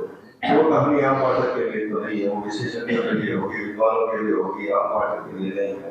अब एक आखिरी प्रश्न मैं ले रहा हूँ कि आप साहित्यकार बने, और साहित्यकार रूप के रूप में आपने विपुल सृजन किया है, तो आप अपने साहित्यकार रूप से कितने संतुष्ट हैं, कितने असंतुष्ट हैं? आगे आपकी क्या योजना है? कहीं मैंने एक कोटेशन पढ़ा था, आपका बड़ा अच्छा प्रश्न है। एक लेखक का ही कोटेशन था कि we write because we are condemned to write. हम लिखते हैं क्योंकि लिखने के लिए हम श्रापित हैं। मैं बिल्कुल ऐसा नहीं मानता, I am just reverse to it. मैं कहता हूं मैं लिखता हूं क्योंकि मुझ पर ईश्वर की कृपा हुई है। कहानी लिखना या लेखक बन जाना किसी वरदान से कम नहीं है मेरी राय में। कौन जानता था जब मैं बैंक में मैनेजर था, कौन जानता था मुझे? लेकिन लेखन तो एक बहुत बड़ा माँ सरस्वती की कृपा है आप पे, कि आप पे होती है तो आप लाखों लोगों से कनेक्ट करते हैं, चाहे आप आले हमें इस तरफ बढ़ना है, पर वो अंजाम आ रहा है। और I tell you, in 50% of the cases में जो हमने सोचा वो बदल जाता है, क्योंकि किरदार कहाँ जाके आपको पटकते हैं वहीं पे आप अंजाम की तरफ बढ़ते हैं। कई बार कहानी मुड़ जाती है। मैंने कहा कहानी के मोड़ नदी के मोड़ बराबर है। नदी का कौन सा मोड़ होगा आप कह नहीं सकते। इसी तरह से आपकी कविता का या कहानी का कौन सा मोड़ होगा, I think it's difficult. Sir, जैसे आपने बोला कि प्रेमचंद की 318 कहानियों में से 30 कहानियां प्रसिद्ध है। एक माँ को अपनी सारी संतानें प्यारी है, लेकिन अगर आप भी अपनी कुछ कहानियां बताएं जो आपको लगता है कि बहुत पढ़ने काबिल और बहुत अच्छी है, जिनको आप सजेस्ट कर सकें। भाई माँ को अपनी संतानें प्यारी है, तो जो चीज मुझसे पैदा हुई है, जो मेरी आत्मजा है, वो मुझे सब प्यारी ही लगेगी। हाँ, उसमें से भी कुछ खास जैसा आप प्रेमचंद की पीस बता सकते हैं? ऐसा कुछ नहीं है, कई कहानी है जो अच्छी लगती है वगैरह। आप एक और छोटी सी कथा चलिए, टू एंड द सेशन आपको सुनाता हूँ। महाभारत में एक छोटी सी कहानी है कि एक बार अग्निदेव ने ये तय किया कि मैं खंडव वन को जलाऊंगा। तो वो जब खंडव वन को जलाने लगे तो एक पेड़ पे एक सारंग नाम की चिड़िया बैठी थी, जिसके 4 बच्चे थे। एक बच्चा अभी कुछ समय पहले पैदा हुआ था, एक कुछ दिन पहले पैदा हुआ था, एक कुछ महीने पहले, 2 महीने पहले पैदा हुआ होगा। एक को उड़ना आता था, एक कोशिश करने से उड़ सकता था, एक को लेके वो उड़ सकती थी और एक उड़ नहीं सकता था। अब जब अग्निदेव उस पेड़ की तरफ आने लगे तो माँ असमंजस में पड़ गई कि मैं किसको लेके जाऊं और किसको छोड़ूं। पहली को उसने कहा कि इसको छोड़ूं, अरे मैंने इस पर कितनी मेहनत की है, इसको उड़ाने में मैंने कितना श्रम किया है, कहाँ से दाना लाई हूँ, कहाँ से ये लाई हूँ। दूसरी को भी मैंने कितना श्रम किया है। तो वो इस ऊहापोह में अग्नि बढ़ती जा रही थी और वो इस ऊहापोह में थी कि मैं किसको लूं और किसको छोड़ूं। वो किसी एक को बचा सकती थी, लेकिन उसका जो असमंजस है वही आपका असमंजस है। अंत में उसने अग्निदेव से प्रार्थना की कि आज अगर मेरे बच्चे मर गए तो इस जगत में ममता का अपमान हो जाएगा, इसलिए आप मुझे छोड़ के चले जाइए। तो अग्निदेव उसे छोड़ के चले जाते हैं। तो ये बात है, लेखक को अपनी सारी ही रचनाएं अच्छी लगती है, तो उससे पूरी अपनी आत्मा अगर उसमें देता है। और कई कहानियाँ, जैसे अमरूद का पेड़ जीवन कहानी जो मुझे बहुत अच्छी लगती है, पिशाच है कहानी, कुंजी भी मुझे अच्छी लगी कहानी, और भी कई कहानियाँ, मनोहर एक कहानी है जो मुझे बहुत अच्छी लगी। और कुछ एक सेकंड सर, एक जैसे कहानी है केकई कथा, कहानी मैंने लिखी थी, ठीक है। तो केकई कथा मैंने लिखी थी, what is the view point of the Kaikeyi. Kaikeyi क्या कहना चाहती है, किसी ने अब तक केकई के नाम को वापस नहीं रखा इस जगत के अंदर। तो केकई अगर होती तो क्या कहती है, केकई कथा मैंने कहानी लिखी थी। और शायद बहुत कम लोग इसे जानते हैं, पर मैं आपको बताता हूँ जो मैंने इस पे काफ़ी पढ़ा था केकई पे, कि विष्णु ने वैकुंठ सिर्फ एक पात्र को दिया था रामचरितमानस के, और वो थी केकई। और ये कहके दिया था कि केकई तुम्हारा काम सर्वाधिक कठिन था। पूरे रामचरितमानस के सभी पात्रों में केकई तुम्हारा कार्य सर्वाधिक कठिन था, क्योंकि अगर तुम न होती तो राम वनवास नहीं जाते, और राम वनवास न जाते तो ये कार्य नहीं होता, रामायण ही नहीं होती पूरी। और तुमने सारा अपमान अपने ऊपर लेके इस कार्य को अंजाम दिया, तो तुम सर्वाधिक मेरे से यश की पात्र हो, तो उसे वैकुंठ दिया था। जी सर, मैं आपको ये कह रहा था कि आप मित्र हैं, और वो आपकी जो कहानी है कुंजी, उसको मैंने बहुत ध्यान से सुना, और मुझे ये देख करके बड़ा आश्चर्य हुआ कि उस पूरी कहानी में हरिप्रकाश राठी ही है। एक्चुअली आपका जो सारा जो सोशल वर्क जो आप करते हैं, मुझे ऐसा लगा कि सब कुछ जो आपका स्वयं का जो व्यक्तित्व है, खासतौर से व्यक्तित्व है, उसी को एक उस कहानी के अंदर आपने कहानी का जाम करना, और ये मुझे एक बहुत ही अद्भुत चीज़ लगी। और मुझे लगता है कि आपकी कहानी की सार्थकता इसी में है कि आप अपनी सारी पर्सनैलिटी को वो तो शुरू में कह दिया था, वो तो शुरू में कह दिया था। अपन मिलावट क्यों करें सर, जो मैं हूँ वो लिख देता हूँ, तो मिलावट से तो चीज़ बिगड़ेगी। तो जो है लिख दीजिए अच्छी बुरी जैसे। एक आखिरी प्रश्न यस जी जी। कि यहाँ पे ज़्यादातर साहित्यकार ही सबका लिखने का अपना तरीका, जैसे कहा कि सबकी अपनी रचना प्रक्रिया होती है। मैं भी लिखती हूँ थोड़ा बहुत कुछ, तो एक कहानी संग्रह आ चुका है, कहानी संग्रह में ध्यान है आपका। हाँ जी जी। तो घर में एक जगह है, वहाँ पर बैठकर ही मैं लिख पाती हूँ। तो क्या आपके साथ भी ऐसा होता है, घर में कोई प्रिय जगह है जहाँ पर आपको लगता है बस यहीं बैठ कर? देखिए मेरे साथ भी ऐसा ही है ये बात तो मैं मानूंगा। मैं ऊपर के कमरे में जाता हूँ और वहाँ बैठ के मैं नित्य 4 बजे उठता हूँ सर। ये मेरी नींद हर हाल में 4 बजे खुलती है, और जो भी मैंने लिखा है सुबह 4 से 6 के बीच में लिखा है। लेकिन बात ये यहीं खत्म नहीं होती, आपकी मेरी कहानी सबकी कहानी नहीं होती। एक बार मंटो से किसी ने पूछा था आप कहानी कैसे लिखते हैं और कहाँ लिखते हैं, उसने कहा मैं तो कभी भी लिख लेता हूँ, चाय पीते हुए लिख लेता हूँ, बच्चों को खिलाते हुए लिख लेता हूँ, मेहमानों से बात करते हुए लिख लेता हूँ। तो बोला कहानी उसकी आत्मा में इतनी गहरी वाइब्रेट कर गई थी, जैसे कौन एक कहानी की बात हुई थी, समानुभूति की कहानी की। अभी जोधपुर में एक कार्यक्रम हुआ था राजेश साहब, जिसके अंदर जोधपुर के सभी कलाकारों को इकट्ठा किया था। नृत्य करने वाले, गायक, चित्रकार, मूर्तिकार, कवि, कहानीकार और राजेंद्र वैष्णव करके हैं, उन्होंने एक वो राग छिड़ी भैरवी, और सबको कहा गया सब अपनी अपनी कला का प्रदर्शन कर दिया है।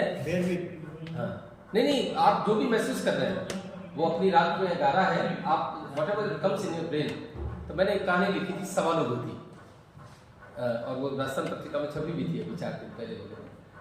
तो मुझे उस कहानी को पढ़ के मुझे बड़ा आनंद आया। उनका इतने कम समय में बहुत अच्छी कहानी बनी।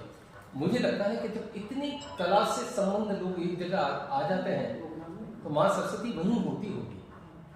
तो शायद वो कहानी इसलिए जल्दी 30 से 40 मिनट में बन गई, हालांकि बहुत बड़ी भी नहीं थी, 2 पेज की थी, तो शायद प्रभाव बन जाता होगा उस वातावरण के अंदर। कभी कभी ऐसा हो जाता है। ये उस कार्यक्रम समेटने का समय हो गया है, और राठे जी ने तो प्रेमचंद की 30 कहानी अच्छी बताई, और उसके संपादक संजय साहब ने कुछ सालों पहले कहा था कि प्रेमचंद की सिर्फ 8 कहानी पढ़ने लायक है, तो उसे लेकर फिर बहुत विवाद भी हुआ था। और दूसरा, राठी जी जो है, जैसे हम एक्टिंग के क्षेत्र में कहते हैं ना, एक होता है मेथड एक्टर और एक होता है नेचुरल एक्टर। तो मेथड एक्टर क्या है कि वो बार बार रिहर्सल करता है, और नेचुरल एक्टर कैमरे के सामने जाकर जो उसको एक्टिंग करनी है वो कर लेता है। तो राठी जी हमारे नेचुरल एक्टर है, मेथड राइटर नहीं है, अपना अपना तरीका है, वो प्रेमचंद वाला तरीका। प्रेमचंद भी ऐसे ही लिखते थे। इनका वो तरीका नहीं है कि 20 ड्राफ्ट बनाए और फिर उसको काटे छाटे और फिर वापस उसको लिखे, वो इनका तरीका नहीं है। और आज के इस संवाद में हमने कहानी के तत्व, रचना प्रक्रिया आदि को लेकर काफी खुलकर चर्चा हुई है, और राठी जी ने हमारे प्रश्नों का काफी अच्छा संतोषजनक जवाब भी दिया। जी जी, इससे ज़्यादा नहीं ला पाया अलग से। एक आप आइए, जिन्होंने प्रश्न पूछा उनको भी बताइए। जी, और काव्य मंच जोधपुर, इन 2 संस्थाओं के निमंत्रण पर आप सभी आज इस शाम को यहाँ पधारे, अपना बहुमूल्य समय निकाल कर पधारे।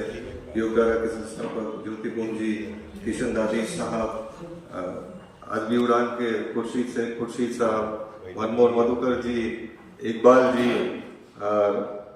मंजू चतुर्वेदी जी, मधु जी, और शकुंतला सरोपरिया जी, मोनिका गौड़, किरण आचार्य, आप सभी यहाँ पधारे। और भी जो भी सबका नाम तो नहीं ले रहा हूँ मैं, तो आप सबका बहुत बहुत तहे दिल से धन्यवाद। आशा है कि आज का ये संवाद जो है हमारी साहित्य की समझ को और बढ़ाएगा, विशेषकर कहानी को लेकर हमारी समझ को और बढ़ाएगा। और तो मैं अपनी तरफ से तो धन्यवाद दे रहा हूँ, अगर अकादमी की तरफ से कोई धन्यवाद देना है राजेश जी वगैरह, ठीक है, तो आप सभी का बहुत बहुत धन्यवाद।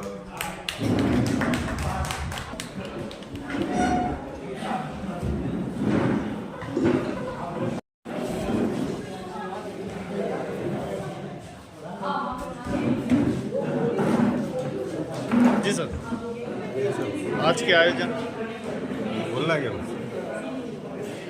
आज का ये आयोजन काव्य मंच जोधपुर और राजस्थान साहित्य अकादमी उदयपुर के संयुक्त तत्वाधान में लेखक से मिलिए कार्यक्रम की श्रृंखला के अंतर्गत रखा गया। इसमें सुप्रसिद्ध कहानीकार जोधपुर के हरिप्रकाश राठी के साथ शैलेंद्र गड्ढा सुधर्मा का संवाद था, और जिसमें कहानी और साहित्य की दूसरी विधाओं के ऊपर खुलकर चर्चा की गई। इसमें कहानी के विभिन्न तत्वों, रचना प्रक्रिया आदि के बारे में राठी जी से प्रश्न किए गए, उन्होंने संतोषजनक जवाब दिए। इस कार्यक्रम में शहर के बहुत सारे वरिष्ठ साहित्यकार, नए साहित्यकार और गणमान्य लोग उपस्थित थे। इसका भी बहुत धन्यवाद।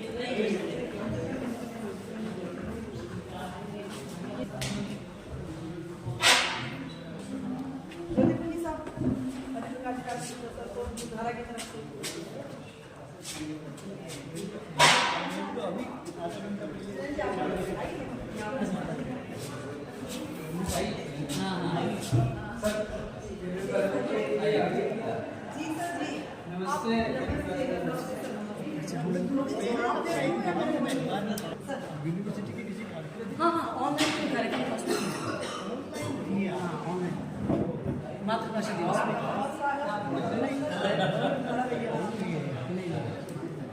आप मैं कल शाम को सामाजिक, धार्मिक, राजनीतिक, वैचारिक, ये जितने क्षेत्र हैं, कहानीकार अपनी भूमिका कैसे निभाता है? क्योंकि अलग अलग क्षेत्र है ये सारे के सारे। कुछ तो टिप्पणी चाहिए। कहानीकार कई तरह की ऐसी कहानियां लिखता है जो अलग अलग क्षेत्रों को वाइब्रेट करती है, अलग अलग क्षेत्रों तक पहुंचती है। ऐसी कई कहानियां हैं जो आम आदमी को छूती है, ऐसी कई कहानियां जो राजनेता को छूती है। कहानीकार एक कुम्हार की तरह है, वो तरह तरह के बर्तन बनाता है, जिसको जिस तरह के पात्र की आवश्यकता होती है वो उसे उठा लेता है और वो उसके लिए उपयोगी होता है। कहानीकार हर तरह की रचना रचता है। समाज में फैली कुप्रथाओं को लेकर काफ़ी कहानियां लिखी गई है। आप कितना मानते हैं कि इतने प्रतिशत हम कामयाब हुए हैं? निश्चित तौर पे इससे फर्क पड़ता है। कहानीकारों ने तो बिल्कुल क्रांति के अग्रदूत बने हैं। वो उन्होंने आगाज किया है कि समाज से कैसे कुरीतियां मिटे। प्रेमचंद से लेकर आज तक कई कहानीकारों ने ऐसी कहानियां लिखी है जिससे कि समाज में इन कुरीतियों को मिटती है। कितना प्रतिशत आप देना चाहेंगे कि आज भी सामाजिक कुरीतियां व्याप्त है, उसके ऊपर और क्या लिखना है हमको? निश्चित तौर पे अभी भी बहुत सामाजिक कुरीतियां व्याप्त है, भेदभाव भी बहुत व्याप्त है। लेखक लगातार लिख रहा है, प्रयास कर रहा है, प्रारंभ किया है तो अंजाम भी आएगा। कभी कभी अच्छा सूरज भी उगेगा और चीजें बदलेगी। क्या कदम कदम पे वास्तव में कहानियां वो सुबह कभी तो आएगी। कदम कदम पे क्या वास्तव में कहानियां मिलती है? मिलती है सब कहानियाँ गली मोहल्लों में मिलती है। कहानी लोगों से बात करते हुए मिलती है। आपके फोटो लेते हुए मुझे कहानी मिल सकती है। कहानी अभी देखिए सभा में बात करते हुए कहानी मिल सकती है। आप किसी घटना से वाइब्रेट होते हैं उससे मिल सकती है। आपके अनुभव से मिल सकती है, अतीत से मिल सकती है। प्रश्न ये है, आपने जैसे बताया 45 साल की उम्र में आपने लिखना शुरू किया, आपको कभी दुख हुआ काश नहीं किया होता? 45 साल का पता था जवानी का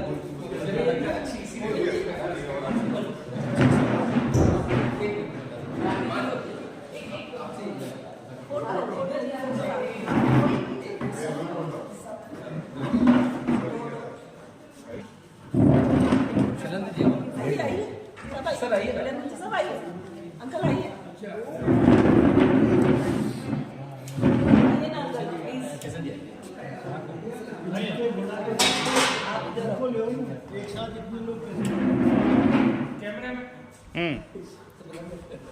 आ जाओ। कहानियां धैर्य मांगती अरे एक फोटो सबका ले लो। एक बार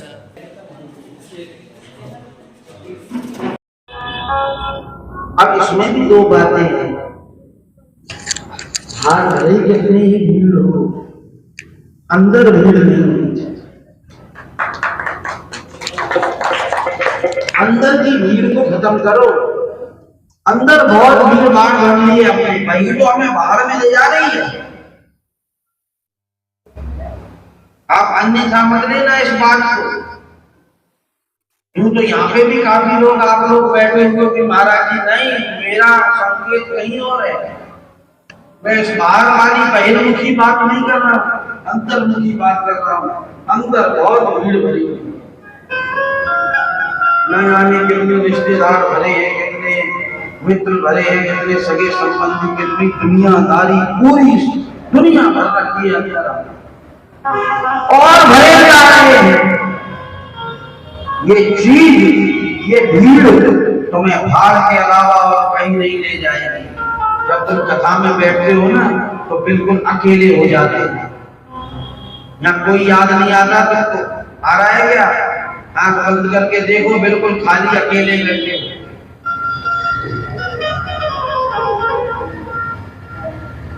और ये विराम होते ही जब बाहर जाओगे ना तो अंदर भीड़ ही भीड़, बाहर नहीं, अंदर मामला अंदर से खराब। इंसान ऐसा हो मेले में अकेला, अकेले में अकेला, शामिल मत हो, इसको अंदर मत उतारो। बाहर की चीज बाहर ही रहने दो, अंदर लेकर मत जाओ। अंदर तो ठाकुर जी बैठे हैं। मैं अक्सर कहता हूं कि एक पल जो नहीं जिए कभी इंसान की तरह, ऐसे ऐसे लोग गुजरे हैं दुनिया में, मैंने देखे। आखिर मैंने भी जीवन दिया है, अधिकार रखता हूं, मैं व्यासपीठ पर बैठा हूं बोलने का। और मैंने 20 साल में कितने, आप लोगों की तो बात छोड़ो, आप तो संसारी लोग हैं, पारिवारिक लोग हैं, समाज में रहते हो, कोई बात नहीं, सब चलता है। लेकिन मैंने ऊंचे ऊंचे पदों पर बैठने वाले देखे, एक पल जो नहीं जिए कभी इंसान की तरह, वो पूज रहे हैं आजकल भगवान की तरह। मेहरबानी मीडिया खरीद लिया और रुपयों की वजह से दुनिया में छा गए हैं तूफान की तरह। टीवी खोल के देखो, आधा घंटा प्रवचन सुनना, एक भी कोई वृंदावन से जुड़ी हुई बात, कोई महाराज की कोई कथा, कोई गिरिराज धरण की कथा, कोई माखन चोरी की कथा, कभी सुन लो तो सुन लो, नहीं तो तेरी मेरी साथ भाऊ नंद भौजाई देवर जेठानी ये वो सब बड़ी बड़ी पीठों पर बैठकर ये हो रहा है। बताओ महिलाएं मांग में सिंदूर क्यों लगाती हैं? अरे भैया तू भागवत की पीठ पर बैठकर भागवत की बात कर, इनको पता ही क्यों लगाती है। तेरे जन्म लेने से पहले से ही ये काम होता आया है, तू क्या नई बात बताएगा क्या इन लोगों को? सास को कैसे रहना चाहिए, बहू को कैसे रहना चाहिए, बेटी जिस घर में हो जाती है वो ये है वो है, क्या मतलब है साहब? क्या कर रहे हो? कम से कम उस पीठ की तो गरिमा समझो जिस पर बैठे हो। लेकिन छा रहे साहब, बड़े बड़े कैमरे, बड़े बड़े चैनल वहां लगे हुए हैं और दुनिया के ऊपर उनके दिमाग पर ऐसे छा गए हैं, तो बहुत बढ़िया प्रवचन कर रहे हैं। प्रवचन क्या खा रहे हैं? कौन सा प्रवचन हो रहा है भाई? मेहरबानी मीडिया की रुपयों की वजह से दुनिया में छा गए हैं तूफान की तरह और उपदेश दे रहे हैं औरों को शांति का। उपदेश दे रहे हैं औरों को शांति का, अब आपस में लड़ रहे हैं मेहरबानी की तरह। तेरे चेला कम, मेरे ज्यादा, मेरा प्रचार ज्यादा, तेरा कम, और उसकी कथा माँ हमारी कथा माँ, हमारी कथा में इतनी भीड़, उसकी कथा में बस 30-40 लोग बैठे थे। ये हो रहा है भाई, आपस में लड़ रहे हो और प्रवचन दे रहे लोगों को शांति से जाओ, घर में ये करो वो करो। फूलों की तरह खिलते मिलते नहीं है संत, टीवी के खुलते खुलते दुकान की तरह। टीवी खोलते ही ये चैनल वो चैनल, बाप में कथा आ रही है, बाप में ये आ रहा है, कथा होता रही है। सुनो तो सही, जरा चिपक के उनको कर क्या रहे हैं, क्या बोल रहे हैं।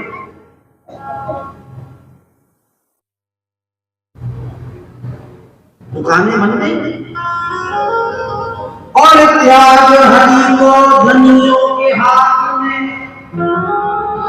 साधु भी बिक रहे हैं सामान की तरह। ये विडंबना है कलयुग की। और ये बात मुझे कब याद आती है तो मैं सोचता हूँ कि भगवान हमारे ठाकुर जी तो सहजता पे रीझते हैं। आप जैसे वैसे ही भगवान के पास पहुंच जाओ, कुछ बनने की जरूरत नहीं है, तो आप भगवान के लिए अनमोल हो। आप जैसे हो, मन भी में कह रहा था कि कुछ बनो मत, कुछ सजो मत, समरो मत, बदलाव मत लाओ, गंदे हो पापी हो वैसे ही पहुंच जाओ।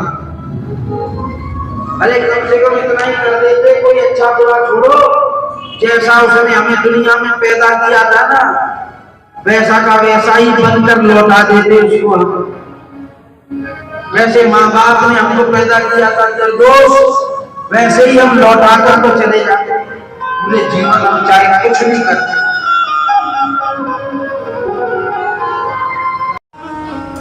अब मैं नाचो बहुत गोपाल, कृष्णा नाच करत घट भीतर, नाना विधि देता और माया को सिर फेंटा बांध्यो और लोभ तिलक दिए भाल में नाचो बहुत गोपाल। जीवन भर भजन करने के बाद भी अंतिम समय में अगर कोई एक चीज अटक जाए तो पूरा जीवन का भजन हम चूक जाएंगे।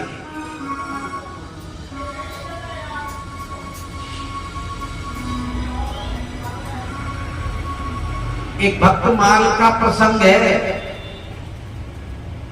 वे बहुत बड़ा साधक था, पक्का भक्त, बड़ा भजनानंदी, विशेष नियम वाला। तो जब उसने अपना शरीर छोड़ा ना, तो जिस वृक्ष के नीचे बैठकर भजन करता था, शिष्यों ने उठाकर उनको उसी वृक्ष के नीचे लिटा दिया। तो लिटाए तो दृष्टि गई ऊपर, वो आम का पेड़ था और अच्छा उसमें आम, पके हुए आम लगे हुए थे, तो दृष्टि पड़ गई आम के ऊपर और मन में क्या विचार आ गया। जीवन भर भजन किया बड़ी सच्चाई से, बड़ा विशुद्ध बनकर, और अंत में मन में ये विचार आ गया, अरे वाह, पूरा जीवन हो गया इस वृक्ष के नीचे बैठकर भजन करते करते और मेरी कभी दृष्टि ऊपर नहीं गई, एक आम भी चक्कर नहीं देखा, और आज प्राण निकल गए। और आज इस पर दृष्टि गई है, सोचते सोचते प्राण निकल गए। प्राण निकले सो निकले, सीधे प्राण जाकर उस आम में ही अटक गए। अंत मता सुगता।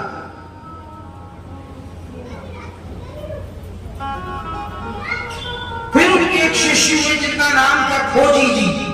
उन्होंने खोजा गुरु जी को कि गुरु जी की मुक्ति हुई कि नहीं हुई। प्रश्न हुआ, आपस में सभी विचार करने लगे कि भाई पता लगाओ, कैसे पता लगाएं। तब जाकर कहीं पता लगाया तो खोजी जी ने देखा कि वो आम, उसमें गुरु जी के प्राण अटके हैं। फिर उस आम को तोड़कर ठाकुर जी को भोग में रखा गया, काट कर, जब जाकर गुरु जी की मुक्ति हुई। तट पर पहुंचकर भी कई बार माया रूपी तरंग हम जैसे तरणों को फिर उस तट से हटाकर और इस जीवन रूपी नदी के प्रवाह में दोबारा फेंक देती है। यही तो हमारे जीवन में होता है और होता है।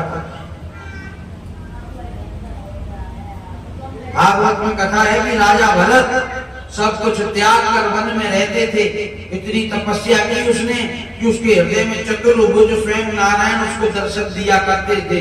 लेकिन एक हिरण का बच्चा आकर जीवन भर के भजन को बर्बाद करके चला गया। मुश्किल से 15 दिन के अंदर पूरे जीवन का भजन बर्बाद कर दिया। हिरण का शरीर लेना पड़ा। तन जब पशाम व्यक्ति दंडते, बस वो तृण अगर चिपक जाए ना तो इतनी सावधानी रख ले कि अगर किसी की कृपा कटाक्ष भाजनम से, किसी कृपा से, सदगुरु की कृपा से, किसी भजनानंद की, किसी भगवत समर्पित जीव की कृपा से अगर वो तृण किसी विशेष तट से चिपक गया है तो बस इतनी सावधानी रखनी है कि चिपका ही रहे, छोड़े। रख सकते हो? अरे भागवत रूपी तट से चिपक गया है जीवन, पता नहीं कौन से जन्मों के पुण्यों के प्रभाव से। अब ऐसा तो नहीं है कि छूट के फिर माया के रूपी उस नदी में माया ले जाएगी तुमको, जीवन रूपी उस नदी में सुख दुख हानि लाभ यश अपयश आदि में पड़ जाओगे। फिर काम क्रोध आदि लहरें तुम्हें उठाएंगी, कभी गिराएंगी, कभी डुबाएंगी। इतनी तो सावधानी रख सकते हो कि ये तृण चिपका रहे। बस अगर वो तृण इतनी सावधानी रखे लेना कि तट से चिपक जाए तो चिपका ही रहे, फिर छोड़े ना। ये भागवत जी आ गई ना ब्रह्मा मैया। अब ये भागवत जाए, इसका मतलब जानते हो आप क्या है?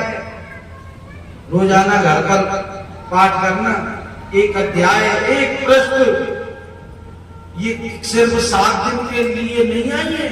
इसको बाहरी रूप से इस घटना को मत देखना, अपने जीवन में आंतरिक रूप से देखना। भागवत जी आ गई है ये जीवन को पार लगाने के लिए, आ गई है तो फिर चिपक जाना, इससे इस तट से चिपके रहना, इन सांसों को, इस जीवन को, इस चेतना को अपनी को चिपकाए रखना। घर में प्रतिदिन एक प्रश्न ही पढ़ना, एक श्लोक ही पढ़ना, लेकिन नियम ऐसा बनाना कि जब तक भागवत जी को स्पर्श ना करो आगे का काम ना हो। इसको कहते हैं चिपकना। इतनी सावधानी रख लेना, बस चिपके रहना, बात बन जाएगी। वो दृढ़ अगर इतनी सावधानी रख लेना कि तट पर ही रहे। अगर तट पर ही रहा तो कभी कभी उस तट पर बड़े बड़े संत जन स्नान करने के लिए आते हैं। अगर उसका सौभाग्य हुआ और भाग हुआ तो कहीं कोई संत नहाए और अपने गीले गीले पैरों से जब वो चले और वो तरण के ऊपर उनका चरण पड़ जाए और वो तरण उनके चरणों से चिपक जाए और वही साधु चलता चलता ब्रज की कुंज गलियों में होता होता और हमारे श्री ठाकुर वृंदावन बिहारी लाल के मंदिर प्रांगण में उस परिसर में जब खड़ा हो दर्शन करने के लिए,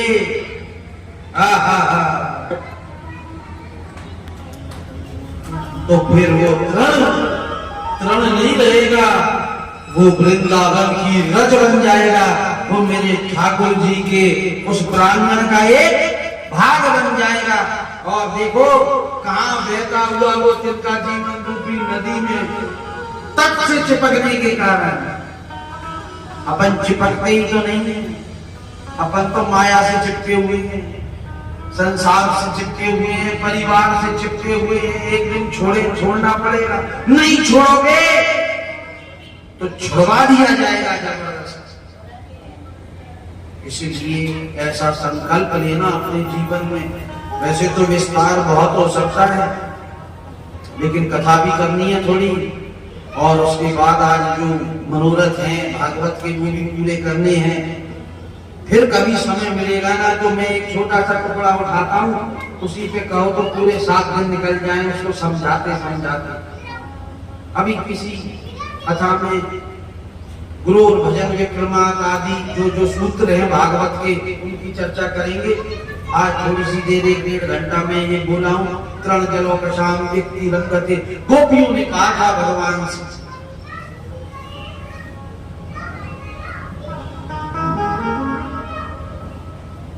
यही परम सिद्धि का प्रभाव है।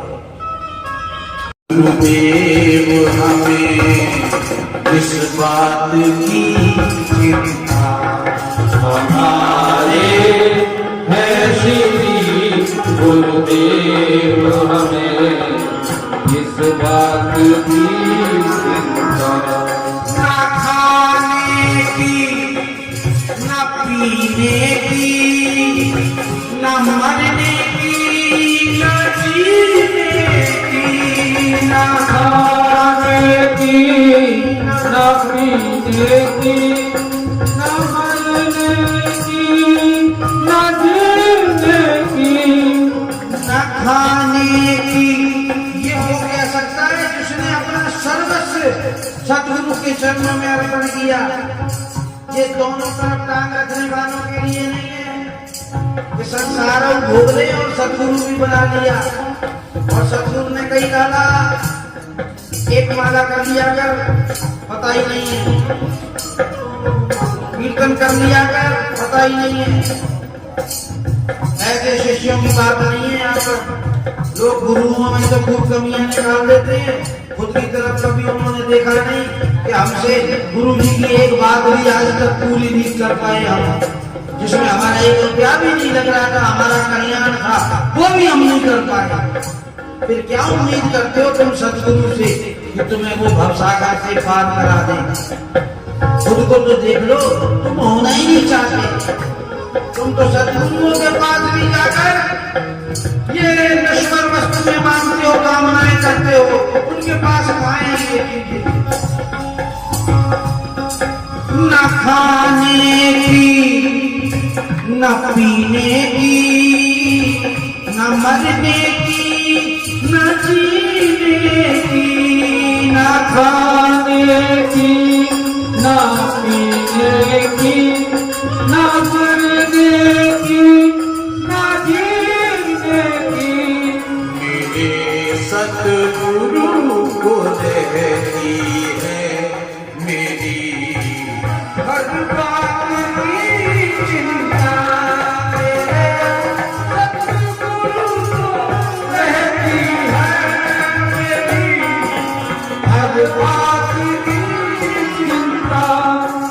गुरुदेव तुम्हारी जय जय हो, गुरुदेव तुम्हारी जय जय हो, गुरुदेव तुम्हारी जय जय हो, गुरुदेव तुम्हारी जय जय हो, मेरे नाथ तुम्हारी जय जय हो, मेरे नाथ तुम्हारी जय जय हो, मेरे नाथ तुम्हारी जय जय हो, मेरे नाथ तुम्हारी जय जय हो, गुरुदेव तुम्हारी जय जय हो, गुरुदेव तुम्हारी जय जय हो, गुरुदेव तुम्हारी जय जय हो, गुरुदेव तुम्हारी जय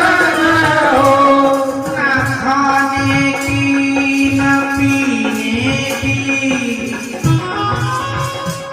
न मरने की, बोलोगे क्या? बोलोगे? सुनना जरा ढंग से फिर बोलना। न खाने की, न अरे पहले मुझे तो बोलने दो, बाद में तुम बोलो। न खाने की, न पीने की, न मरने की, न जीने की, न खाने की, न पीने की, न मरने की, न जीने की, मेरे सतगुरु को रहती है मेरे सतगुरु को रहती है मेरी हर बात की चिंता, मेरे सतगुरु को रहती है मेरी हर बात की चिंता। हमारे हैं श्री गुरुदेव हमें इस बात की चिंता, गुरुदेव तुम्हारी जय जय हो,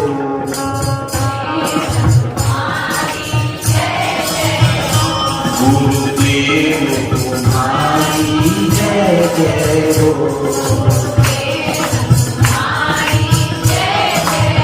ओ मेरे नाथ तुम्हारी जय जय हो,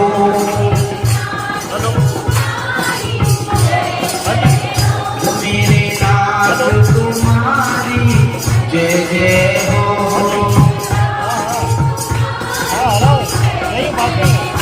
दीनानाथ तुम्हारी जय जय हो।